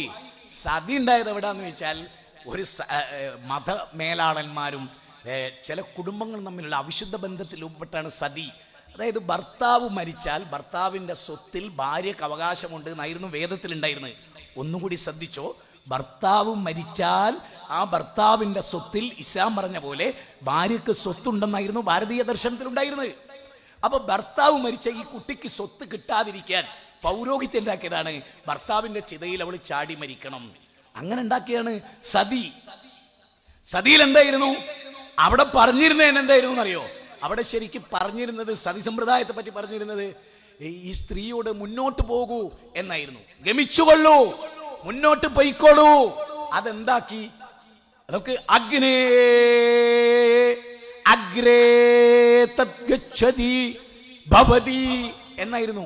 അഗ്രേ അഗ്നി അഗ്രേ തദ്ഗച്ഛതി ഭവതി എന്ന് പറഞ്ഞാൽ ഭവതി, ഭർത്താവ് മരിച്ചാലും നീ ജീവിച്ചോളൂ, ഇദ്ദാ കാലഘട്ടം കഴിഞ്ഞാൽ വേറൊരു പുരുഷനെ ഭർത്താവായി സ്വീകരിച്ചോളൂ എന്നായിരുന്നു വേദത്തിൽ. അതെങ്ങനെയാ മാറ്റി? ഒരക്ഷരത്തിന് മാറ്റം ഉണ്ടാക്കി. ഇപ്പൊ ഫജ്ർ എന്ന് പറഞ്ഞാൽ പ്രഭാതം എന്നാണ്, ഫർജ് എന്ന് പറഞ്ഞാൽ ഗുഹ്യസ്ഥാനമാണ്. ഫർജ് ഫജ്ർ തെറ്റിപ്പോരുത്. അക്ഷരം അങ്ങോട്ട് ഇങ്ങോട്ട് മാറിയാൽ ആശയം മാറി, അവയവവും മാറി. ഞാൻ ശരിക്കും പറയുന്നത് അഗ്നേ, നോക്കൂ എങ്ങനെയാ മാറ്റം ഉണ്ടായത്? അഗ്രേ തദ്ഗച്ഛതി ഭവതി, ഭവതി ഭർത്താവ് മരിച്ചാലും ജീവിച്ചോളൂ എന്നായിരുന്നു ഉണ്ടായിരുന്നത്. അതിനെ പിടിച്ചിട്ട് എന്താക്കി? അഗ്നേ തദ്ഗച്ഛതി ഭവതി, അല്ലയോ ഭവതി, ഭർത്താവ് മരിച്ചാൽ തീയിലേക്ക് ചാടിക്കോളൂ എന്ന് പുരോഹിതൻ പറഞ്ഞു. ആ പൗരോഹിത്യത്തിനെതിരാണ് നമ്മൾ. കാന്തപുരം ഇവിടുത്തെ പൗരോഹിത്യമാണ്. ഇസ്ലാം ഇല്ലവർക്ക്, താടിയുണ്ടവർക്ക്, വെള്ളക്കുപ്പായമുണ്ടവർക്ക്, തലപ്പാവുണ്ടവർക്ക്, ഖുർആൻ ഇല്ല അവർക്ക്, സുന്നത്തില്ല അവർക്ക്. ക്രൈസ്തവ മേലാളന്മാർ ശരിക്കും കന്യാസ്ത്രീ, അങ്ങനെ ഒരു അവസ്ഥ ക്രിസ്തുമതത്തിലില്ല. പൊന്നാര ചങ്ങന്മാരെ, എല്ലാ പെണ്ണുങ്ങളും കല്യാണം കഴിക്കാതെ ദൈവത്തിന്റെ മണവാട്ടിയെ അവിടെ മനുഷ്യന്മാർ വേണ്ടേ? ക്രിസ്തുമതം ഉണ്ടാകണമെങ്കിലും ചർച്ച ഉണ്ടാകണമെങ്കിലും കുട്ടികൾ വേണ്ടേ? ദൈവത്തിന്റെ മണവാട്ടിയാകാൻ പെണ്ണുങ്ങളൊക്കെ തീരുമാനിച്ച പിന്നെ അവിടെ ഉണ്ടാവുമോ? ആദിലയും നൂറയും കല്യാണം കഴിച്ചു. 100% ഞാൻ വിയോജിക്കുന്ന ആളാണ്, അങ്ങക്കൊക്കെ അറിയാം. ഞാൻ നിങ്ങളോട് ചോദിക്കണം, ആദില നൂറ ഈ 2 കുട്ടികൾ, ഞാൻ കടുപ്പിക്കുന്നൊന്നുമില്ല, ഈ 2 കുട്ടികൾ 100 കൊല്ലം ജീവിച്ചാലും ഓലെ വികാരം തീരുന്നല്ലാതെ, വികാരം തീർക്കാൻ പല വഴിയുണ്ട്. ഒരു പെണ്ണും പെണ്ണും ഇരുന്നാൽ പല വികാരങ്ങളും തീരും. അത് ഞാനും സമ്മതിക്കുന്നു, നിങ്ങളും സമ്മതിക്കുന്നു. പക്ഷെ കുട്ടി ഉണ്ടാവുമോ? ഈ 2 കുട്ടികളും സൗദി അറേബ്യയിലെ സ്കൂളിൽ പഠിച്ച 1 കൊല്ലക്കാലം അവർക്ക് ഒരു പ്രശ്നമില്ല. ഈ സയന്റിഫിക്കലി പ്രൂഫ്ഡ് ആണ് എന്ന് പറയണേ ഞാൻ പറയുന്നില്ല, സയൻസും അറിയില്ല, വേറെ അറിയില്ല. ഈ 2 കുട്ടികളും സൗദി അറേബ്യയിൽ വന്നപ്പോൾ, മറ്റൊരു സ്കൂളിൽ നിന്ന് മാറി വന്നപ്പോൾ, അവർ 2 പേരും സാധാരണ പെൺകുട്ടികളെ പോലെ തന്നെ ഒരു വികാരോ വിചാരോ ഒന്നും അവർക്ക് തോന്നിയില്ല. സ്വാഭാവികമായും ഒരു ബന്ധം ഇങ്ങനെ രൂഢമൂലമായി ബിൽഡപ്പ് ചെയ്ത് വരുമ്പോൾ ഒരു ദശയിൽ നിന്ന് ആ ബന്ധം മറ്റൊരു റൂട്ടിലേക്ക് ഇങ്ങനെ മെല്ലെ മാറും. ഇത് മനുഷ്യൻ അങ്ങനെയാണ്. അതുകൊണ്ടാണല്ലോ ഒറ്റയ്ക്ക് ഇരിക്കരുതെന്ന് പെണ്ണിനോട് ആണിനോട് പറഞ്ഞത്. ഇനി പെണ്ണും സാധാരണ പണ്ടൊക്കെ ഒരാൺകുട്ടിൻ്റെ കൂടെ ആൺകുട്ടി വരുമ്പോൾ പ്രശ്നമില്ല, ഒരാൺകുട്ടിൻ്റെ കൂടെ പെൺകുട്ടി വന്നാൽ പ്രശ്നമാണ്. പക്ഷെ ഇന്നെങ്ങനെ അറിയാം? ആൺകുട്ടിൻ്റെ കൂടെ പെൺകുട്ടി വന്നാൽ അത്ര വലിയ പ്രശ്നമല്ല. ഒരു പെണ്ണും പെണ്ണാണ് വരുന്നതെങ്കിൽ ആ വീട്ടിൽ നടക്കാത്തൊരു ഉന്യാസം ഉണ്ടാവില്ല. അത്ര വൃത്തികെട്ടൊരു സമൂഹമാണെന്ന് ലോകത്ത് വളരുന്ന, വിശേഷ കേരളത്തിലൊക്കെ. ഞാൻ തെളിച്ചു പറയില്ല. ഞാനിവിടെ പറയുന്നത് ഇത്രയേ ഉള്ളൂ, മനുഷ്യന് മതം പഠിപ്പിക്കുന്നത് മൂല്യമാണ്. അതിൽ പറഞ്ഞു ആണും പെണ്ണും കല്യാണം കഴിക്കി, നിങ്ങൾക്ക് കുട്ടി ഉണ്ടാവട്ടെ. ഇപ്പം നിങ്ങൾ നോക്കി ജപ്പാൻ ഈ മിഖായേൽ ഗോർബച്ചോവ്, അത് പറയുമ്പോൾ കമ്മ്യൂണിസ്റ്റുകാർക്ക് വേണ്ടിയും, ഈ മിഖായേൽ ഗോർബച്ചോവ് പറയാണ്, നിർത്തി, പെണ്ണിനെ ജോലിക്ക് പറഞ്ഞേക്കുന്ന പണി നിർത്തി. എന്താ? ആണിനെയും പെണ്ണിനെയും തെരുവിലിറക്കിയപ്പോൾ എന്താ ഉണ്ടായതറിയോ? നല്ല കുട്ടികളുണ്ടായില്ല. ഇപ്പോ ഞാൻ പറഞ്ഞാൽ കുറച്ച് അധികമാണ്, പക്ഷെ പറയാതിരിക്കാൻ വയ്യല്ലോ, ഞാൻ സങ്കടപ്പെടുക. ഈ തൊഴിലുറപ്പ് എന്ന് പറഞ്ഞിട്ടൊരു സംഭവം ഉണ്ടല്ലോ, അത് തൊഴിലുറപ്പല്ല, കുടുംബം കലക്കി ഉറപ്പാ. അത് മനസ്സിലാക്കി, നിങ്ങൾക്ക് മനസ്സിലായില്ല. അതായത് വീട്ടിലെ ഉദാഹരണം, ഞാൻ എൻ്റെ ഭാര്യയും ജോലിക്ക് പോകുന്നു, എൻ്റെ വാപ്പയുണ്ട്, ഉമ്മയുണ്ട്, ഇവർ 2 ആളും തൊഴിലുറപ്പിന് പോവുക. നിങ്ങൾ വിചാരിച്ചോ, ഒരു 60 വയസ്സ് 50 വയസ്സുള്ള ആളുകളൊക്കെ തൊഴിലുറപ്പിന് പോവുക. അപ്പം എന്തായി? അച്ഛനുമില്ല, അമ്മയില്ല, അമ്മമ്മയില്ല, അച്ഛനുമില്ല, വീട് കാലിയായി. അപ്പം മകന് കാമുകിനെ കൊണ്ടുവരാം, മകൾക്ക് കാമുകനെയും കൊണ്ടുവരാം. ഇത്ര സുഖകരമായൊരു കുടുംബകലയ്ക്ക് ഏർപ്പാട് പെണ്ണുങ്ങൾക്ക് വേണ്ടി കണ്ടെത്തിയവരൊക്കെ പെൺസ്നേഹികളാണ് എന്ന് നിങ്ങളാരും വിചാരിക്കരുത്. ഈ വാചകം വിവാദമാവുമെന്ന് എനിക്കറിയാം, ആകണമെന്ന് ഞാൻ വിചാരിക്കുന്നു ഈ വിഷയത്തിൽ. കാരണം മനുഷ്യരിത് പഠിക്കണം. വീട് കാലിയാവുക എന്നുള്ളതാണ് ലിബറൽ ചിന്ത ലോകത്ത് പരത്തുന്ന ഏറ്റവും പ്രധാനമായ കാര്യം. വീട്ടിലാരും ഉണ്ടാകരുത്, കുട്ടികൾക്ക് എല്ലാ തോന്നിയാസം അവിടെ നടക്കണം. നിങ്ങൾക്കറിയോ ഈ കുട്ടമ്പൂർ സ്കൂള്, ഞങ്ങളുടെ നാട്ടിലൊക്കെ ഉള്ള സ്കൂൾ, ഇവിടെയൊക്കെ നടന്ന ചില സംഭവങ്ങൾ അവിടുത്തെ പ്രിൻസിപ്പൽമാർ ഉദ്ധരിച്ചിട്ട് ആര് വന്നു എന്നറിയോ നിങ്ങൾ? ഈ എൻ്റെ സാമൂഹിക പ്രവർത്തക പി ഉഷ വലിയൊരു സാമൂഹിക പ്രവർത്തകൻ. 500 കുട്ടികളെ പോറ്റുന്നുണ്ട് അവര്, വ്യത്യസ്ത സമൂഹത്തിന്റെ കുട്ടികളെ, തെരുവിലായിപ്പോയ കുട്ടികളെ. ഈ പി ഉഷ നല്ലൊരു മോട്ടിവേറ്ററാണ്, നല്ലൊരു പഠിപ്പുള്ള ആളാണ്. പി ഉഷയെ ഇവർ വിളിക്കുകയാണ് സ്കൂൾ അധികൃതർ, നിങ്ങളൊന്ന് സ്കൂളിൽ വരണം. അധിക പെൺകുട്ടികളും 4 മണിക്ക് സ്കൂൾ വിട്ടാൽ വീട്ടിൽ പോകുന്നത് 7 മണിയാവുമ്പോൾ. അവരിങ്ങനെ സ്കൂളിൻ്റെ പരിസരത്ത് ചുറ്റി നടക്കുന്നുണ്ട്, ഇവിടുത്തെ ബേക്കറി കയറി ചായ കുടിക്കുന്നുണ്ട്, വേറെ എവിടെയും അവർ പോകുന്നില്ല. ഈ പരിസരത്ത് ഇങ്ങനെ ചുറ്റിപ്പറ്റി കളിക്കുകയാണ്. അവർ ഞങ്ങളോടൊന്നും പറയണില്ല. നിങ്ങളൊന്നും അവരോട് ചോദിച്ചു നോക്കിയത്. ഇത് ഞാൻ പറയണല്ലോ, ഇതൊക്കെ മാതൃഭൂമിയിലൊക്കെ എഴുതിയ ലേഖന, പി ഉഷ എഴുതിയ ലേഖന. അപ്പം ഇവർ വന്നിട്ട് ഈ കുട്ടികളെ ചോദിച്ചു, മക്കളെ എന്താണ് നിങ്ങൾ എന്താ സ്കൂൾ 4 മണിക്ക് വിട്ടിട്ട് പോകാത്തത്? ഇനി ഞാൻ പറയുന്നത് ഉമ്മമാര് ശരിക്കും ശ്രദ്ധിച്ചോളി. ജോലിക്ക് പോകണം എന്നാണ് ഭർത്താവിനെ ഇങ്ങനെ വീർപ്പ് മുട്ടിച്ച് കൊല്ലുന്ന പെണ്ണുങ്ങളോടും കൂടിയാണ് പറയുന്നത്. ഒരു ശരിക്കും ഓർത്തോളി. എന്തെന്നറിയോ, പി ഉഷനോട് ഈ കുട്ടികൾ പറയാണ്, ഞങ്ങളുടെ പരിശുദ്ധത നഷ്ടപ്പെടാതിരിക്കാനാണ് ഞങ്ങൾ വീട്ടിലേക്ക് പോകാത്തത്. എങ്ങനെ ഞങ്ങളുടെ വീട്ടിൽ പോയാൽ ഞങ്ങളുടെ പരിശുദ്ധത നഷ്ടപ്പെട്ടു പോകുന്നു, വീട് വേശ്യാലയായി തീരുന്നു. ആ പെൺകുട്ടികൾ പറഞ്ഞു. ഞാൻ പറഞ്ഞല്ലോ, എനിക്ക് മക്കളുണ്ട്, എനിക്ക് 6 പെൺകുട്ടികളുണ്ട്, എനിക്ക് പേടിയാണോടോ. ഞാനത് ലോകത്തോട് പറയുന്നു, ഒരച്ഛനും ഒരമ്മക്ക് ആ ഗതികേട് വരരുത് എന്ന്. ഈ കുട്ടികൾ എന്താ പറയണെന്നും കൂടി ഞാൻ പറയാം. ഈ കുട്ടികൾ പറയുന്നത് അറിയാം, അച്ഛനും അമ്മയും ജോലിക്ക് പോകും, ബാപ്പയും അമ്മയും ജോലിക്ക് പോകും. ബാപ്പ 9 മണിയൊക്കെ ആവും വരുമ്പോൾ, അമ്മ 7 മണിയാവും. 4 മണിക്ക് സ്കൂൾ വിട്ടാൽ 3 മണിക്കൂർ 10 മിനിറ്റ് 15 മിനിറ്റ് കൊണ്ട് ഞങ്ങൾ വീട്ടിലെത്തും. പണ്ടൊക്കെ ഞങ്ങൾ വീട്ടിലുള്ള വലിയ പ്രശ്നമൊന്നും ആക്കിയിരുന്നില്ല, പരിസരത്തുള്ള ചെക്കന്മാരൊന്നും. അച്ഛനും അമ്മയും വരില്ല 7 മണി വരെ എന്ന് ഉറപ്പായാൽ പിന്നെ അവർ ചെയ്തിരുന്നത് ഇടക്ക് ഗേറ്റിൻ്റെ അടുത്ത് വന്നിട്ട് ഹായ്, അങ്ങനെയാണല്ലോ നമ്മളെ കുട്ടിക്ക് ഹായ്. ഇവിടെ ഒരു ആയിയെ പറഞ്ഞിട്ടുള്ളൂ, മറ്റേ ഹായ്. അതാ പെണ്ണ്, ഇന്നത്തെ പെണ്ണ്. ഇന്നിപ്പോ ഒരു പെണ്ണിന്റെ അടുത്ത് നമ്മൾ നടന്നു, എവളെ നോക്കിയില്ല, ഓളിങ്ങോട്ട് പിടിക്കും. അമുക്കേ ഞാൻ എന്തിനാ ചുണ്ട് തേച്ച്, ഇന്നൊന്ന് നോക്കടാ എന്ന് പെണ്ണെന്ന് പറയും. ഇന്ന് പറയും. ഞാൻ കഴിഞ്ഞ ദിവസം എൻ്റെ കൂടെ ഒരാളെ കൂട്ടി, ഒരു യാഥാർത്ഥ്യം അയാൾക്ക് ബോധ്യപ്പെടുത്തി കൊടുക്കാൻ 4 മണിക്ക് ശേഷം രാവിലെ ഞാൻ പറഞ്ഞു, നിങ്ങളെ ഞാൻ 50 ബസ് സ്റ്റോപ്പ് കാണിക്കും. ബാലുശ്ശേരിയിൽ നിന്ന് പുറപ്പെട്ട് കോഴിക്കോട് എത്തുന്നവരെയുള്ള മുഴുവൻ ബസ് സ്റ്റോപ്പ് ഞാൻ നിങ്ങളെ കാണിക്കും. ആ ബസ് സ്റ്റോപ്പിൽ പെണ്ണുങ്ങൾ മാത്രമായിരിക്കും, ആണുങ്ങൾ ഉണ്ടാവില്ല. ഞാൻ അവരോട് പറഞ്ഞാണ്.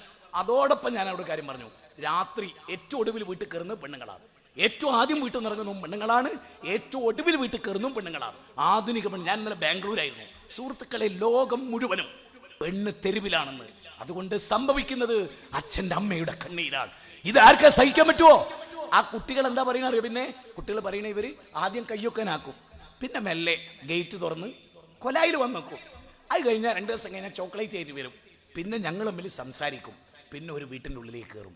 അതുകൊണ്ട് അമ്മ വരുന്നവരെ, അമ്മ എത്തുന്നത് വരെ പരിസരത്തൊക്കെ നിന്നിട്ടാണ് ഞങ്ങൾ. വീട് സുരക്ഷിതമാണോ?